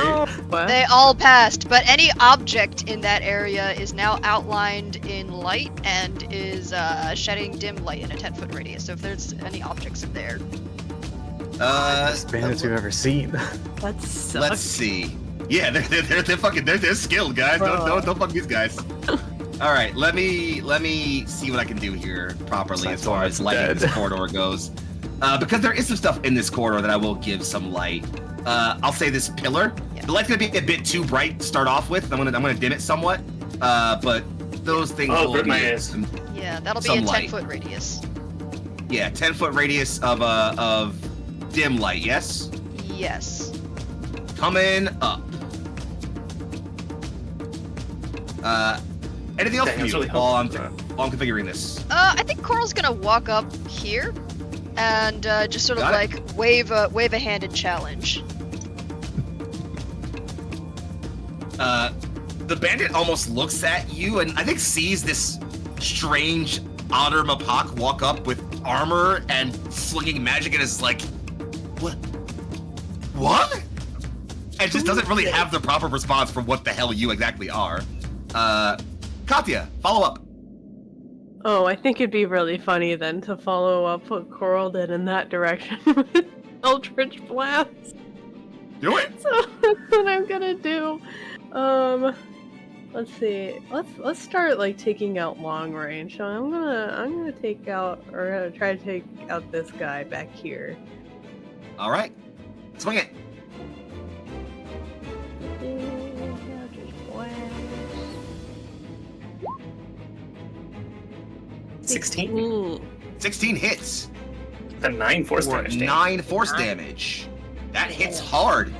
You Yeah, once, as you did last episode, you weave your hands and fling out this almost quick puff of spores before this kind of like bubbling blast of spores shoots down the hallway, right over this other Mapach's head, down the corridor, and this one guy's coming around the corner with his bow and arrow and just poof, and knocks him off his feet for a brief moment.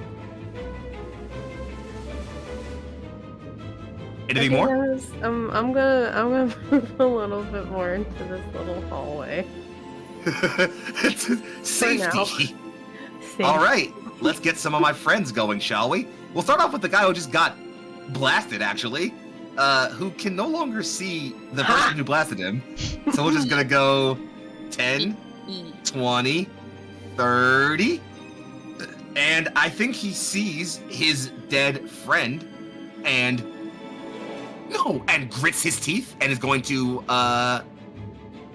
it's actually, you know what? Yeah, you know what? Actually, quick wisdom check for him. 6 is bad. He's gonna dash straight down the hallway at you, Thag. Or sorry, at you, Adlo, and just like, again, drops the short bow, draws a short sword, and just runs directly at you. And he's coming at you with the sword high. I won't say he screams yet, but he definitely looks very angry. Following that, his friend will move, 10, 20, 30. Thag, I can't reach you, but I can short bow you. Oh, wait. I was 18. That will hit me. Now, they have regular dark vision, right? It's Yes. dim light. Like, range Yes. should have disadvantage at this point, as No, you're right. So how's a 13? 13 does not hit me. All right, then. That's a miss. In that case, let's keep it moving. Coral, you've got a Mapak right in front of you, who's gonna go ahead and draw his short sword and take a swing at you. How's a 15? Not gonna do anything. Brings his sword up and swings it. You bring your gauntleted hand up and just swat the blow away. There's a quick cling as the metal blocks it. It just, what the? And then with the slowpoke of the group, who is OG back here, I'm pretty sure? Yes. He will follow up behind his friend and take a short bow swing at you. Nope. I'm assuming a 10 doesn't hit you. Nope. Go. That same hand deflects an arrow away, and they look at you with a mixture of confusion and perhaps fear. And with that, back to the top of the round. That guy's dead. Adlo. Now, if we want to try and Okay. intimidate them, either right when you do something or right when I do something would probably be the time. Like, one non-lethal hit that takes someone out might be enough. Yeah, Can I do an intimidation on the same turn I attack, or are those both actions? Well, I have not to try and communicate this outside of combat, so GM, you can tell us if this is a strategy could possibly work. But if Adlo wants to wait for Corey to one-shot someone again and give him that ability, like, advantage, you can hold your turn until that point and then intimidate when that happens, or if that happens. But that's if Adlo would think that, or if we could, like, The problem even is try and communicate that. wants to minimize casualties here, Yeah, even so, for the bandits. well, again, if he indicated it, like, don't kill them, or, like, scare them, don't kill them, I'll do non-lethal damage next. That was just Corey's first instinct, is to, eliminate the problem. All right, so yeah, Adlo would signal to Corey like, we're not here to kill them. We just need to rout them. Yeah. You could still, instead of waiting to do intimidation, if you would like to attack like that. But I think that's still a fair thing for him to say, and Corey. I will say, when you say we're not here to kill them, the one in front of you looks back over to his very dead friend and looks at you with malice. Oh, if you really want to intimidate that man, we can play good cop, bad cop right now. If you let me try to take him out. I mean, like, when Corey shot the first guy, like, there was definitely a moment of Adlo looking at him like, dude, what the fuck? Like, bro. Oh. He'll explain himself later, but he doesn't treat a canopy stalker any different than a bandit who attacks people and already shot at him. Just because Corey's better at it doesn't change anything. Are in their home. Unannounced, uninvited, and unwelcomed. Oh, gee, I didn't know that when you go to... I'm not gonna have this conversation. Anyways, you can still finish your... Like, whatever you're gonna do with your actual action. What is up to you, boss? I will say, the guy who is tussling with you does not look very... He still looks very dazed from the impact of the Eldritch Blast. He's not looking super well for wear. Yeah, like, I wonder if I could try and just hit this guy non-lethally. Yeah, Bully. To take him out. Always an Go for it. Hey! An 18 absolutely hits. Give me damage. Ooh. 6. 6 is more than enough. Tell me how you do it. All right. So like if the guy is still dazed, this is the same guy who looked at me like an asshole when I Yeah. said we're not here to kill them. Yeah. Okay. So, so like he's dazed, so like I can just get in like a good position with my rapier, so I have it like up to his throat, let's say. Mhm. But then instead of thrusting, I just like pull it back, and then like with one motion, just like conk him on the side of the head with the hilt. And as he falls unconscious, I'm just like, well, I'm not. You see that when you drew your rapier across his throat, there was that moment of flinching of like, oh, I'm about to die. But then you pull back, there's that brief shock, and then tonk, and he just slumps to one side of you, unconscious and out of it. Anything more from you?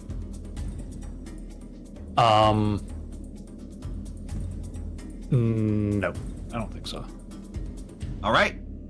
Movement, nothing like that? Oh, right. If you wanted to move and again help or anything, Yeah. I don't know. Yeah, let's say I'll move here. Perfect. Yeah, this is a good spot. All right, then we go back to one of my bandits. I did low-key fuck up and remove a couple of them from initiative, but I don't think it matters too much. I can fix that later. I know a lot of them. They roll pretty low, so most of them are just gonna go after you guys anyway. It's fine. But for now, it's my friend back here who's going to, because short bows are clearly not working, going to drop the short bow and draw his short sword and run up and help his friend. Wait, Fun hold on fact. before you roll. Yeah, please. Sorry, I assume he's going to attack Coral, right? Mhm. Okay. I am going to use. Okay, so it legit does not say like when the timing of this is. It just says anytime you're within 10 feet. But I'm going to use my skill Guardian, which is anytime an ally within 10 feet of you suffers an attack, you may switch places with them and receive the attack in their place. But you must declare this before the attack roll is made, which is why I kept saying wait. All right, no, that's fine. so- No, I'm going to use that it says when you're in 10 feet, so that triggers. So yeah, Coral, Adlo, go ahead and swap places. Coral, you see these two are, again, coming at you with crossed short swords almost, kind of almost coordinating pretty well, actually. As you're briefly worried about getting surrounded, you feel a tug at you as suddenly you are pulled backwards. In that case, Adlo. An 8 does How not does an hit. 11? Oh, an 11 does not hit either. Well, yeah, they have advantage because. Oh, yeah, but, they have, but it still doesn't matter because they rolled an 11. So I think that's it for him. Adlo, you pull Coral back and bring your rapier up to parry a short sword. There's a brief clang, but despite what Hollywood may think, sword clangs actually aren't all that fucking loud. Actually, like, sorry to ruin that for everybody, but Especially if Coriander. you're parrying, it's not nearly as exactly. like, if you swung full force at like a helmet that was empty, it'll make a noise. But that's like, anyways. Yeah. So, there's no one in initiative between me and Thag, and just generally, I don't know if this is too meta-y of like, do I know which direction 10 is? Initiative 10? Like, I want to try and eliminate people between us initiative-wise. I'll allow it. It's fine. Feels a little metagamey, but I'll allow it this time. It's OG back here. I think you've seen him attack, so you kind of can tell. That's a little too far. Alright, well. Also, I don't think I can technically say I'm hidden from the two that are down that way. Oh yeah, no, they can definitely see you. Yeah. Now, I've never had a clarity on this rule, so I'm probably going to do this anyways, but I'm here in combat between my friends and people up north, so I'm going to go that way. But do I, like, because I'm hidden from them, do I still get advantage when I come around the corner and hopefully they are, in clear light? I'm gonna say to avoid having to look up rules, and because they're right now dueling with Adlo and Coral, yes. That's fine. Cool. No idea this is going to be helpful, but I'm actually going to... This is purely for the style. With that movement of 5, 10, 15, 25... Yeah, this is just the basic movement. gonna try and take that advantage, and it's just this quick dash right to the guy I'm just gonna say the guy to the left. No idea which one that is, if that's the guy who's already gone or not. Go for it. Advantage with a knife. A 20 hits. Hey, a 20. Let's. I'm gonna do this 11. non-lethal though. Appreciate it. Then tell me how it happens. As Corey dashes around, you really don't see his arms, it's just the cloak. Sort of sprinting at this person. And in the moment where he comes up, a hand simply comes out with a dagger, and for a minute it looks like this sort of leaf-shaped dagger is gonna go right into his throat. But at the last minute, it swaps around, and it is a absolute, when you hit someone on the jaw and they're just and they just stop moving because their body says no. It's that, and then a knife to the throat, and he sort of, it may be gentle down, I don't want to hold him in cover, but narratively hold him, and then to the guy to the right. Corey is not intimidating. I have a -1 in charisma, but he's trying to set this up for someone. I do kill people. You hit that Mapok, and it spins before you catch him and lower him down, and he is, very much out of there, as they say. At least, if someone wants to take advantage of that intimidation, then his buddy has a knife to his throat. I'm gonna use a different symbol for people who are knocked out as opposed to dead, just to make that feel better on my brain. Yep. Yeah, I like that. Yeah. All right, Mr. Shrubs, it's back over to you. You have two All right. Mapok, or one Mapok, because the other one's very out of it, barreling down on you, and the other one further down the hallway. And of course, your friends are also up here fighting a couple. I'm gonna walk up and attempt to shove my warhammer in his stomach. Just Go for it. knock the wind out of him. Damn. A 10 is short, unfortunately. Ah, unlucky.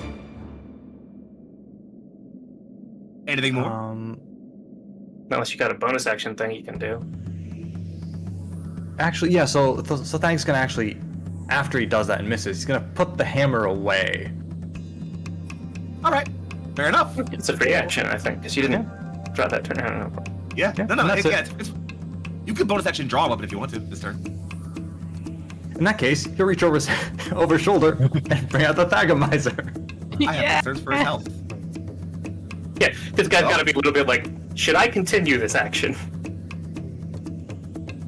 I think this friend's gonna step up, and you know what? I'm gonna roll.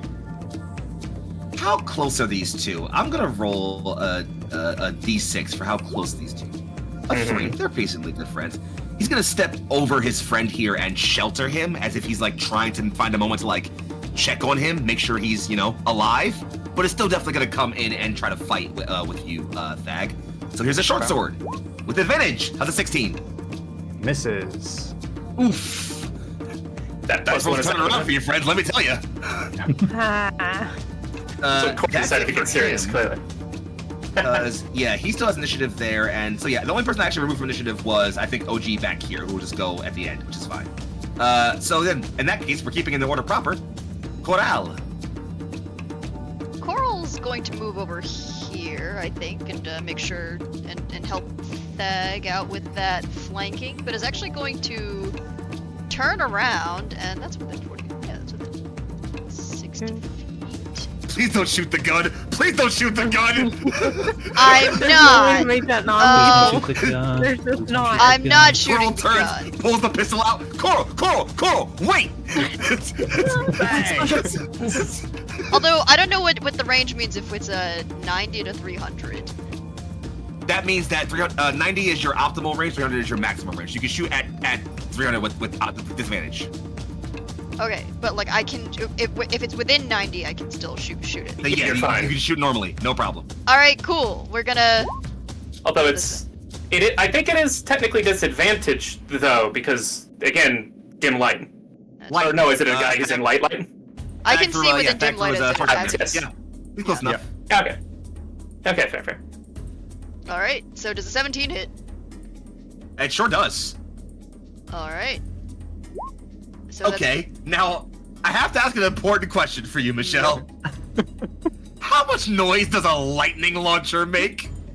So I think what makes this a little different from the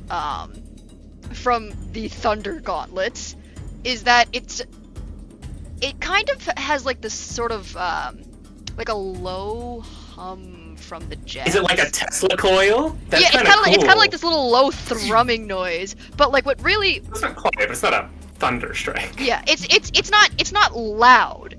So it's not even really like you can like sort of like barely hear the humming. What it is though is incredibly bright. That nigga's shooting a PPC. It's the dubstep gun. Okay, 7 damage. You lance. Actually, sorry. Go ahead and tell me. Like, does this come out of your gauntlet? I imagine. Like, what happens here? Yeah, I think it comes. So it comes out of the gauntlet. I also can roll an extra 1d6 lightning damage. So I'll go ahead and do that. Go on ahead. Because it's but once what is it? Once on each of my turns when I hit a creature with it, I can deal an extra 1d6 lightning damage. What the heck? All right, cool. Because later you'll have multiple attacks, but Yeah. you Is just that have creature or just in general? It's a creature, Just so I anyone? can hit something and deal 1d6 lightning damage to it, and then on each of my turns, if I hit a creature with it specifically, then I can deal an extra 1d6 lightning damage. Okay. Rocks are immune to this. So yeah. So you point your gauntlet up. Lightning gathers in. Go ahead, take it away if you want to describe it. It's fine. Yeah, I think what it looks like is this sort of like this almost kind of like a small pebble sort of like comes out first, and you see like the sort of like a little thin line of electricity sort of crackle across before it bursts into a brighter light as it impacts. I'm not going for lethal damage here, but I'm assuming that Mapak is probably going to be quite shocked. And this is a weapon, Very. technically, not a He's going spell, to be so... shocked. Yes, this is Oh a weapon no. now. Yeah. This is a Well, one, you don't kill him anyway. It's fine. He's alive still. But lightning lances out over your heads, Coriander and Adlo, as lightning leaps back down into that chamber there and just stalks this Mapak so much that he drops his short bow and stumbles all over the ground. And while he picks himself back up slowly, he clearly is still like stuttering a bit from the residual electricity and not doing so great. Ms. Mustela? Okay, I'm just gonna keep Eldritch blasting. I don't like that this one is like way up here, so I'm gonna blast that one. Do your thing. Just don't miss and hit tag. A 13 hits. Yes. For 3 force damage. Let's You go. fling out a bit more, but this guy is like tussling with Thag and like literally feels Coral bump into him and is like, hey, what the? And then just bonk by some spores and it's like, hey, what the? It's like getting hit with a really aggressive pillow in a pillow fight. Yeah, exactly. Like that was uncalled for. Anything more, friend? No, I think I was gonna stay here. Perfectly fine. He's down for the count. He's not. So our friend down here is going to take a short sword swing, with advantage still, at Thag. Does a 17 hit you? Meets it, beats it. Oof. All right. Here comes a lot of damage. How's 3 slashing damage? So much. Oh, I'm hurting. Question from the conversation we had before. Is that... Because I think that's in total 10 damage now. Does that mean... Or is it 10 damage in one hit that'll mess One with his hit, armor? no, 10 or more in one hit. Yeah, Alright. yeah. I'm not gonna count small incidental hits. That We had person conversations is. without you, chat. That person's out of it, so we go over to OG back here. Didn't take a turn. He already dropped his short bow, so he's gonna go. I guess right here, Adlo. Here comes a short sword. How's a 17? It does not hit. Wow. Bink! Your rapier, you swing into the guard and just deflect the blow away, and he just seems, honestly, kind of impressed with your swordplay. That said, it's back over to you. All right. I am going to try and put an end to this. I'm going to attempt an intimidation on the guy who just saw his friend get like knocked the fuck out. Locked. Yeah. Tell you what, I'll give you a devil's bargain here. Yeah. Because I'll let you know right now, OG right here is very low. It's pretty not looking great. The guy who just ran up on you, who got shocked by Coral. Okay. If you take a swing and you beat his AC by more than 5, I will let you bonus action intimidate.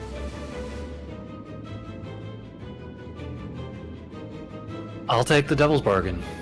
Hit it. All right. Let's hope this works. Oof. That's not more than 5, is it? It is not more than 5. You did hit him though. Yeah. If only there was advantage. That 24. Only had though. advantage. I know. No. Right? If only.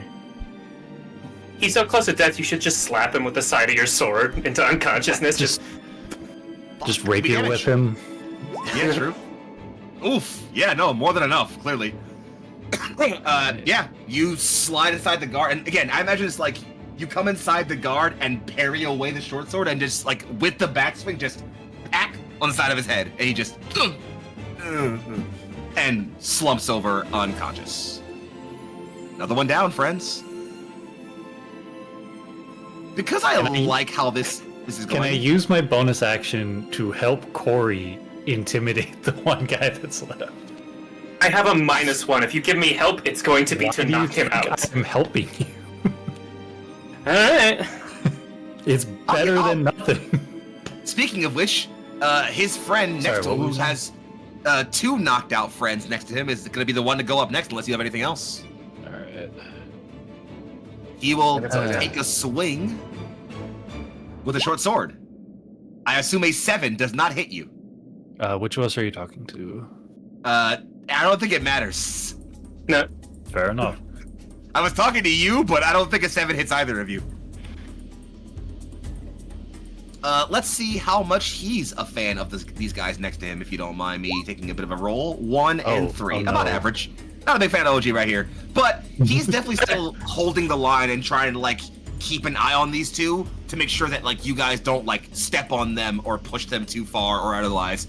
But he's still holding his line, but he does not look particularly confident in his chances right now, given how well it's been going for him and his friends. Okay. Mr. De Clement, it's yours. So, Corey would, I think, naturally be loath to try and talk his way out of this because he knows he doesn't talk well. But he knows he can be a little scary when he wants to with what he does. I wonder if you could... Oh, well, no, I'd already have advantage anyways. I kind of want a bonus action intimidate him by the same bargain if I can more than 5 someone's AC. And everyone in this room is effectively at the same place for me as far as that's concerned. I'm gonna say you need to more than 8 it this time, rather than more than 5 it, because the last guy was almost done, so the guy was the thought was like you knock him out hard enough and then look at the other guy like I'm not playing with you. But this guy over here is still full health. I'm gonna say you need to more than 8 it, but if you can more than 8 it, I'll let it happen. I don't think you understand. I'm going to intimidate the guy in front of Adlo. I'm going to use a dart to non-lethal one of the 3 on the other side of the hallway. Oh, then okay. Go ahead, do your thing. I just... Only 2 of them are up. Yeah. One of them is down. Yeah, Oh, that's we're true. up. We'll say the one that's in this, like, nice pocket between Coral and Thag. Sounds good to me. Do it. And yeah, like, Corey in his offhand has had his bow just the whole time, because he doesn't put it down. He can just keep throwing darts and pulling daggers whenever he wants. So he, still with that in his hand, just turns around and is going to huck a thrown dagger at that guy. Go for And it. hope that this works. A 13 13 hits. Uh-huh. Damage. Well, that's an 11. More than enough though. Okay. So Are yeah, you because it's trying still to the non-lethal it? dagger. Yeah, because it's the dagger, and he was asked to. If it was a dart, I would have a hard time justifying this. The moment he pulls it up, you see him swap it again, like he was holding it by the blade, and now he's holding it by the handle, so that it rotates correctly. That when he chucks at this guy's head, it's the pommel first, Mm-hmm. It spins right to the side of his noggin. Coral, it slides right past your face and just bonk Bonk. right middle of the forehead on this guy. He just leans over and falls. Very, And then very quickly unconscious. Although I don't think I beat it by 8, so. Did not, unfortunately. I would have taken that one by 5, but you also didn't beat it by 5. Nope. I mean, I could get advantage at that, but it would take my bonus action. Yeah. In that case, we slide over the tag. I've got to swing at the guy in front of me. You got it, boss. Oof. Unlucky. Let me devil's bargain you here, if you don't mind. Okay. I'll let you roll again, if and only if you let me do something fun about 2 episodes from now. Something fun to Now that is a devil's absolutely. bargain. Go for it. Do whatever you want 2 episodes from Yeah. now. How's a 17? Hits. Alright. Unlike last time, instead of a regular warhammer being shoved at him, it is now the full size of the Thagomizer. Bring down the full weight of Thagomize upon him. And I'm just gonna fucking poke him. Give me the damage. for Imagine 12. like a shovel motion almost. Just. You know, yeah, no, 12 is actually, funnily enough, exactly what you needed here. With a 12, you catch like directly under the chin, lift this guy up off the ground a little bit with the and just hits the ground with a thud, spread eagle, and clearly not getting back up for a while. Which leaves just our friend here, who again doesn't look particularly hopeful in his chances. That makes it Coral's turn. Coral, if you wanted to try to, I don't know, intimidate or talk someone down, or just, knock this last guy the fuck out, now's your chance. I have a -1 to intimidation. We're just gonna. Game. We're just gonna throw another shot of lightning and try and knock him out. Intimidate via lightning. Intimidate Intimidate him into unconsciousness. via night going to sleep time. Yeah, 25 Oh hits, my absolutely. god. Oh my god. So Alright. 3d6 total. How is a 5 plus 2 lightning damage plus another 2 Evan? lightning damage? For 9. Don't take him out, but you do absolutely, once again, swing in lightning and just, as he's like fighting and trying to like duel with you, Adlo, you see him just seize up a bit from the sudden injection of lightning as he's staring down past you to look at Coral, suddenly realizing that he is very outnumbered. Madam Katya, I think it's on you to wrap this one up, huh? Okay, I'll come back out now. You want to try and intimidate him?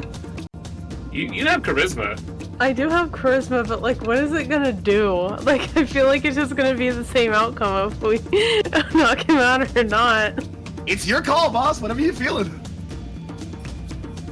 I'm fine if we roll that you can non-lethal with this version of Eldritch Blast, even though it's supposed to technically be weapons, but that always feels It is to me. fine. Yeah, no. It's like a pillow. Yeah, I the was pillow. an Eldritch Blast.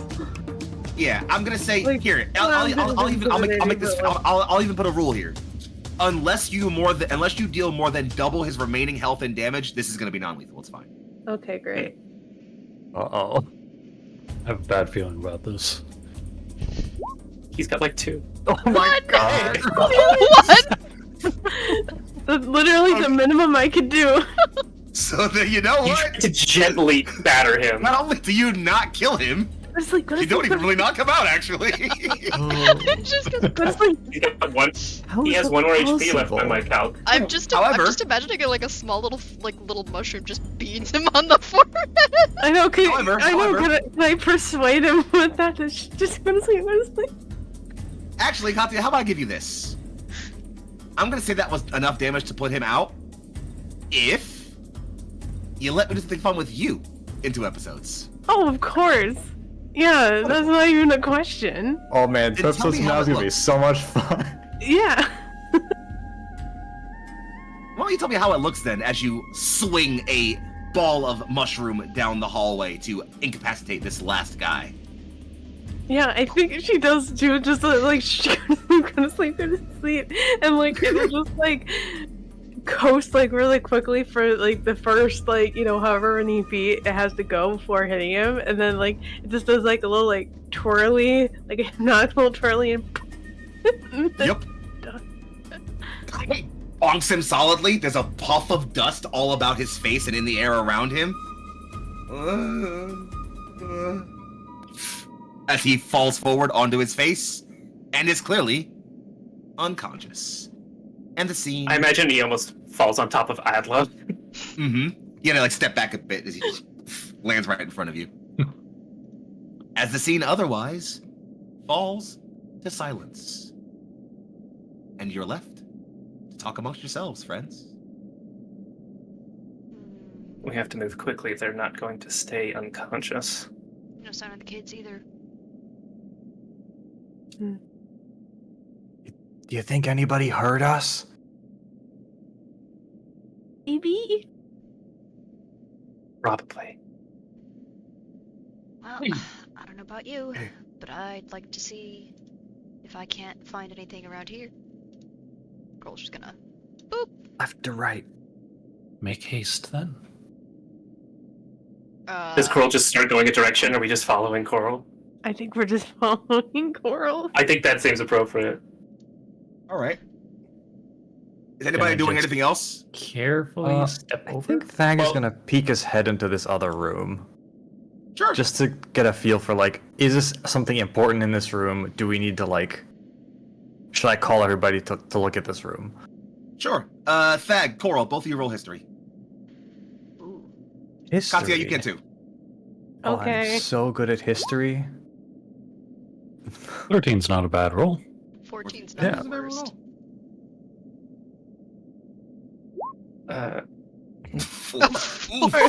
Oh my god. So, Thag, you look into this room and don't really notice anything else other than, yeah, it's a really, really old room. It's very old. These large pillars in the middle of this massive chamber, which appears to be like kind of like a converted over bedroom. There's a lot of, small little huts and little bedrolls all around the corner, and some small pots in front of the campfire to let you know this is probably where some of them just spent to rest, honestly. But looking at these two pillars here, you see a bunch of symbols. A bunch of hexagons with an empty inset in the middle. In concentric circles around the pillars.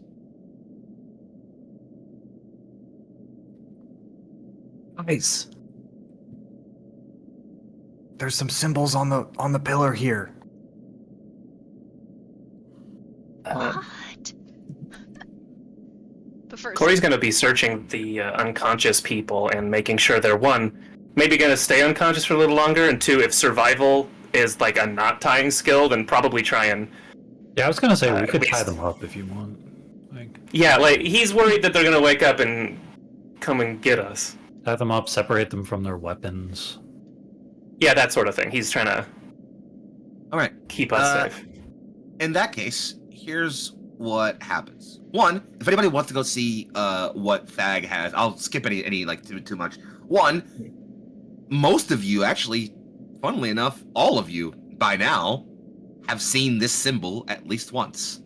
That hexagonal, representation with the open orifice in the middle. And as previously pointed out in prior episodes, that is the symbol of Aluea, one of the Sentinels. Coral, the room you're in, which appears to be a bit of a converted over storeroom, there's lots of crates of what looks like food and other things, like survival materials in them. And looking about the room, it's not hard for you to tell that there wasn't a lot in here. Most of these crates are barely a quarter full, if that. But as you're looking about the room and taking in what you can see around you, you are seeing very old, withered symbology and hieroglyph and scripture about the wall.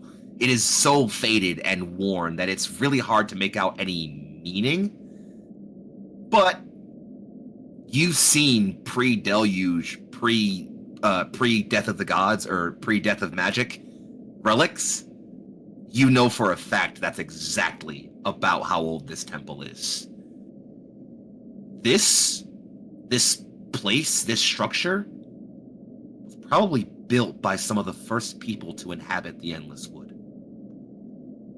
It's old.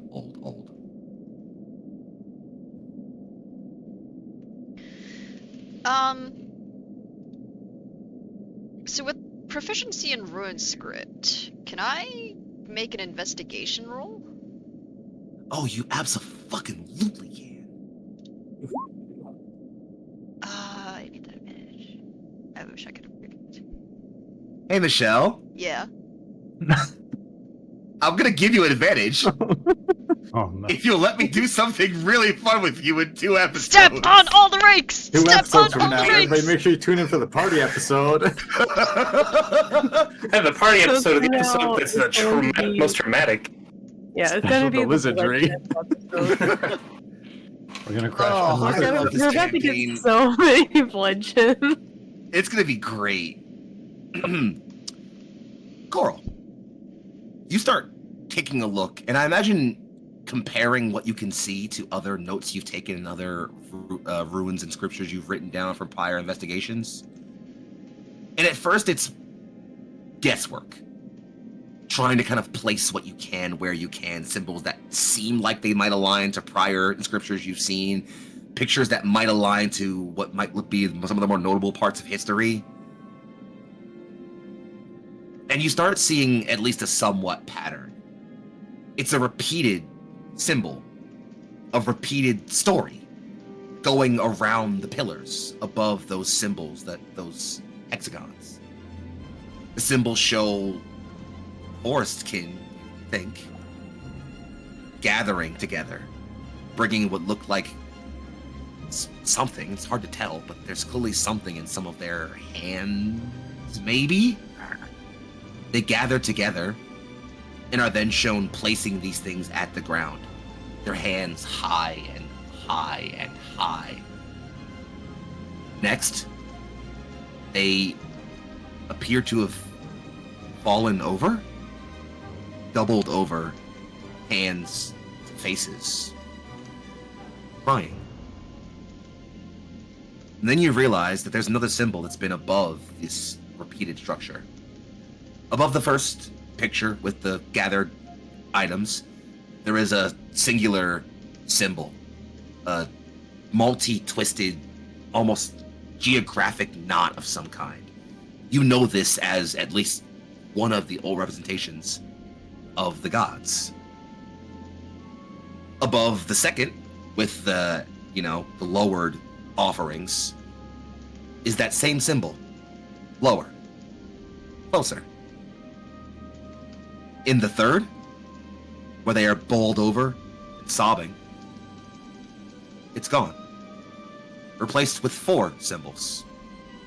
Most of them are a bit too faded to see, but one, that exact same hexagon, you can see all over this place. When the gods disappeared, they left the Sentinels.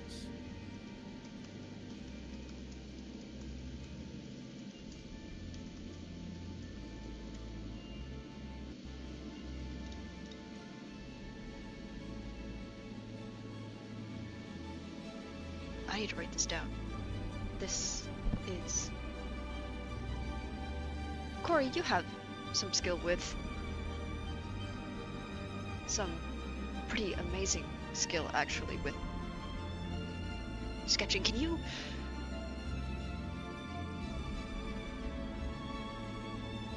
I imagine camera comes back to Corey, and I'm gonna roll that survival for sorting the prisoners. So, 15 is probably decent, yeah?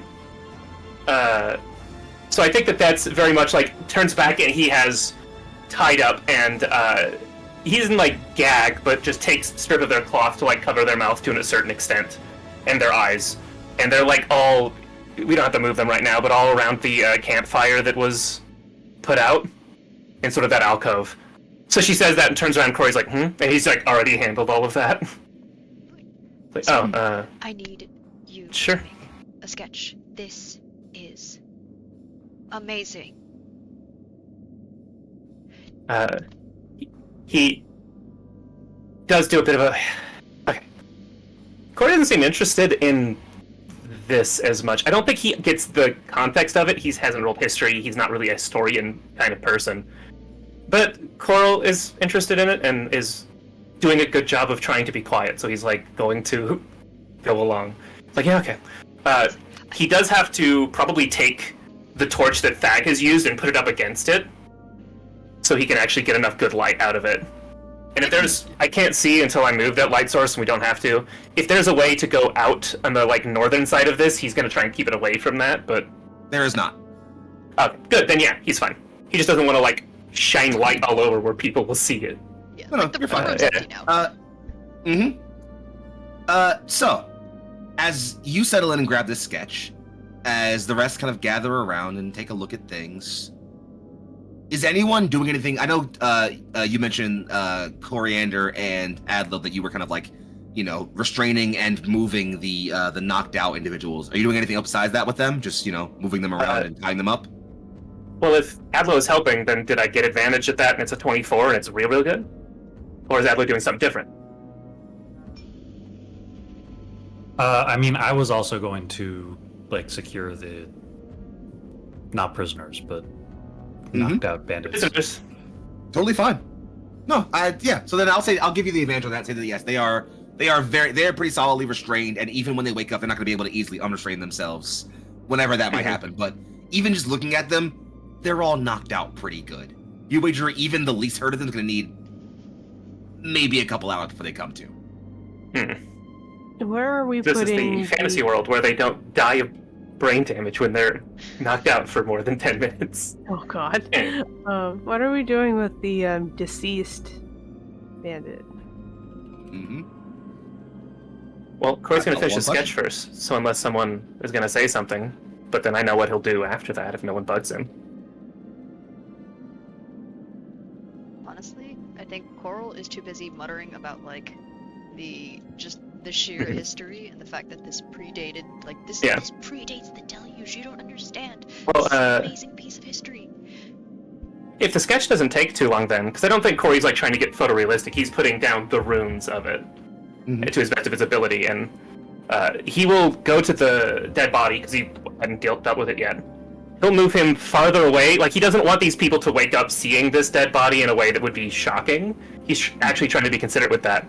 But he will move him to a place that's not like too much camp stuff down here on the southern sort of campfire. And he will lay him out respectfully, and like with the canopy stalker, may the forest reclaim you. And that's it. Like, there's no difference between the two to him. Fair and valid.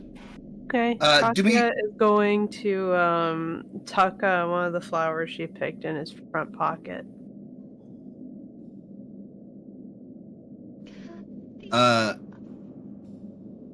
Katya, roll me a d6 real quick. Okay.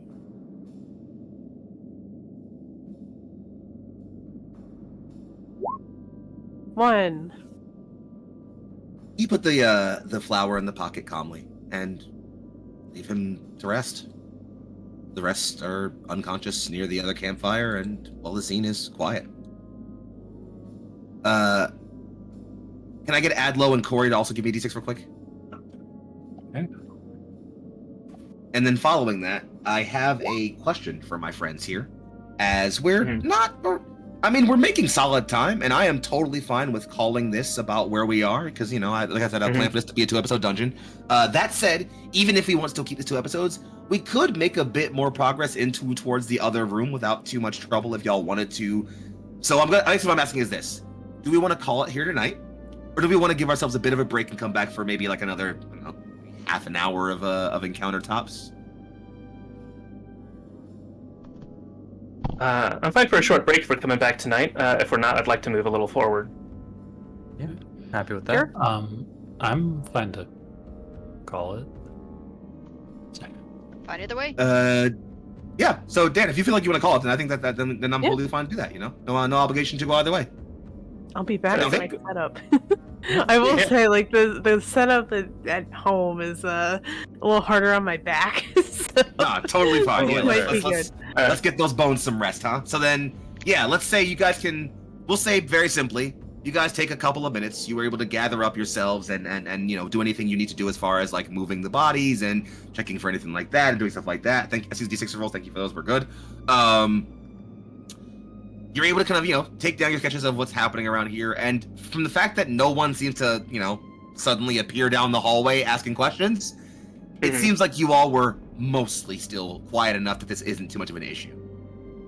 You might want to close the door behind you, though.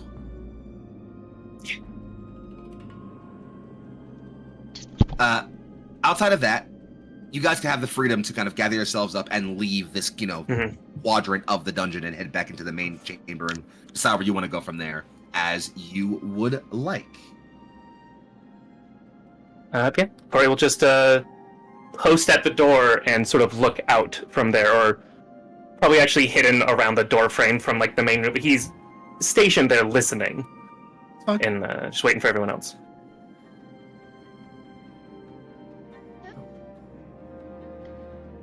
If you're all gathered up, then go on, friends. Make your moves. Head on back to the main room if you'd like to. And you will find yourselves back in that main chamber, again presented with the door to your right and the locked door ahead of you. I assume you're heading through the right then, yes, friends? Yeah. Well, Find the key. well then go on ahead in. Feel free to click and open the door and see what you see down there. I'll let you know as you, don't worry about sleight of handing, because as you click open the door, this one's a bit more resilient and less squeaky on its hinges. And two, as you open the door, doesn't seem like there's anybody in the hallway. Are those spikes? They are spikes, Uh-huh. Coral. It seems like there's a nestle of wooden stakes that have been, wrangled together and set into the side wall of this cavern here. This seems like it makes a lot of sense for why.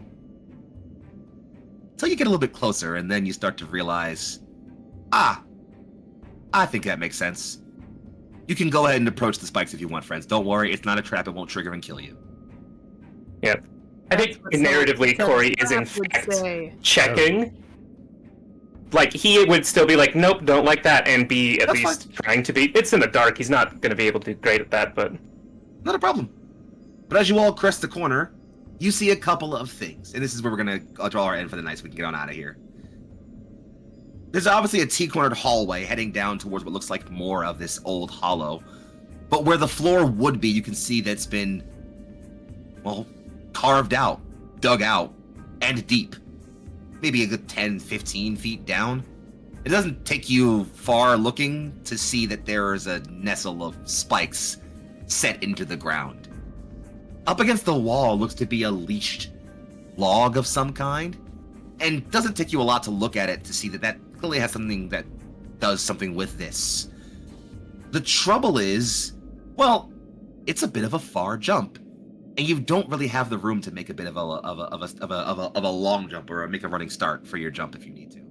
That might not impede some of you, but it might impede others. That said, given that I'm leaving my friends here with a bit of a puzzle, let's give them some time to figure it out. Say roughly 2 weeks, as we bring tonight's episode.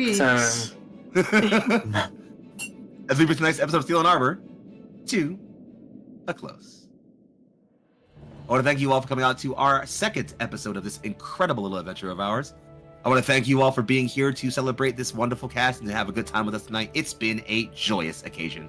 Friends, in the order that I call you out, please tell us who you are, who you've played tonight, where you can be found on the internet, and what cool new things you have coming up in the future. We'll start in reverse order, starting with Heck.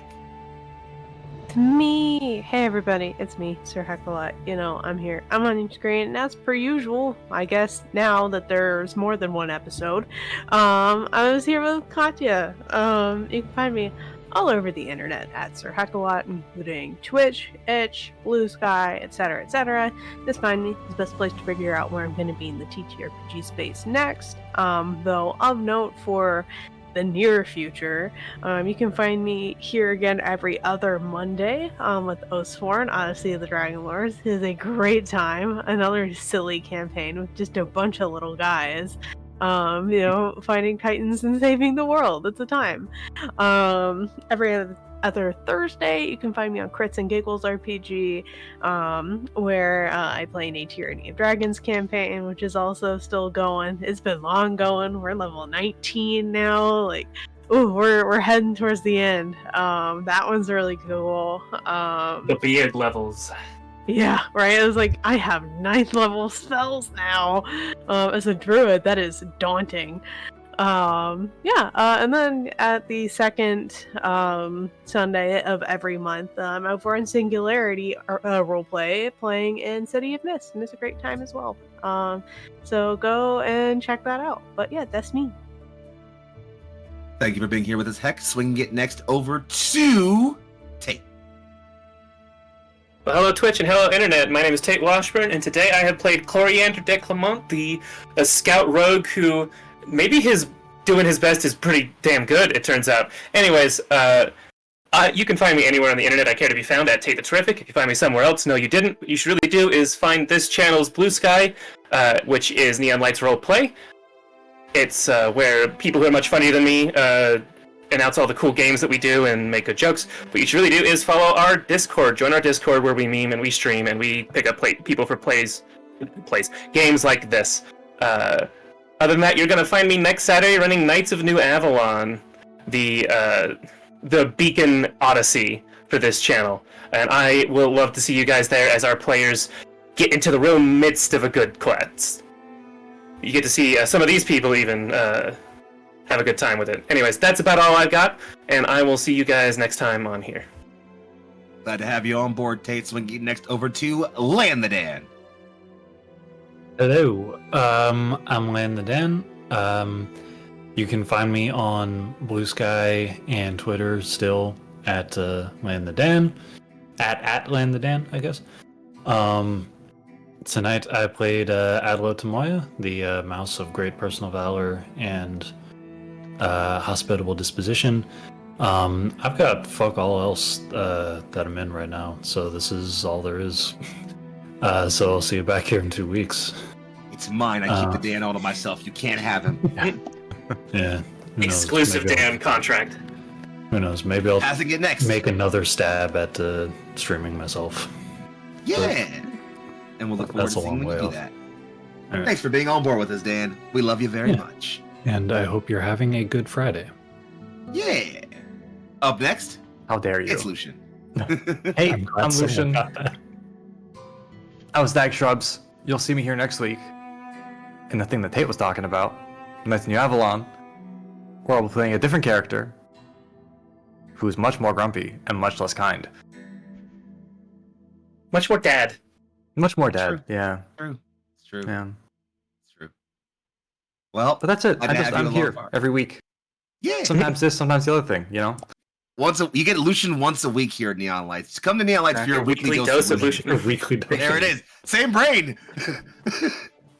Well, last but again, certainly very far from least, let's pass it back over to Michelle. Hey, it's me, Michelle. I played Coral, our artificer, inventor, explorer.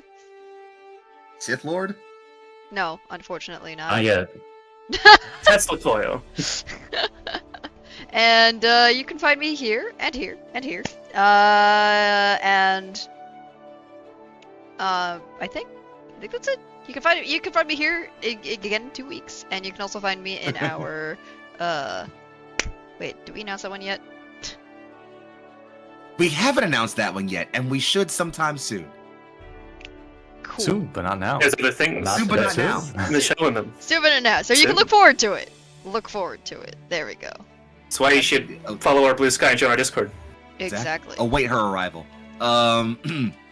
That said, friends, Stand ready back for her over to me. arrival. Warren. exactly. That's the joke. That's the joke.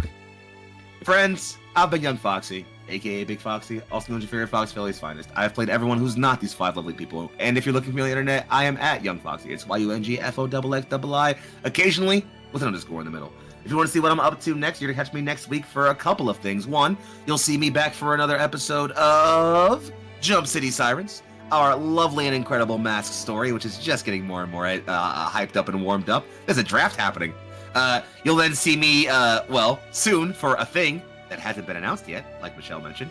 And then, of course, I'm back once again on Saturday for another episode of Knights of New Avalon, where I play just the bestest boy with the bestest swords. And it's been a great time. Otherwise, you'll see me in some other wonderful things that'll be around, so please come around. In fact, if I demand, because it's going to be a real big one, that you come along for the next episode of Tears of Divinity on the 29th, in 2 Tuesdays from now. It's going to be an emotional one, and you should be there to be emotional with me. Elsewise, it's been great. Y'all have been incredible. This has been Eli's Roleplay. We've been Thiel and Arbor, and you have all been wonderful. Take the best care of yourselves and everybody else around you, and remember that we care. Good night. Yes. Bye-bye. Bye-bye now. Bye-bye. Bye-bye now. Bye-bye.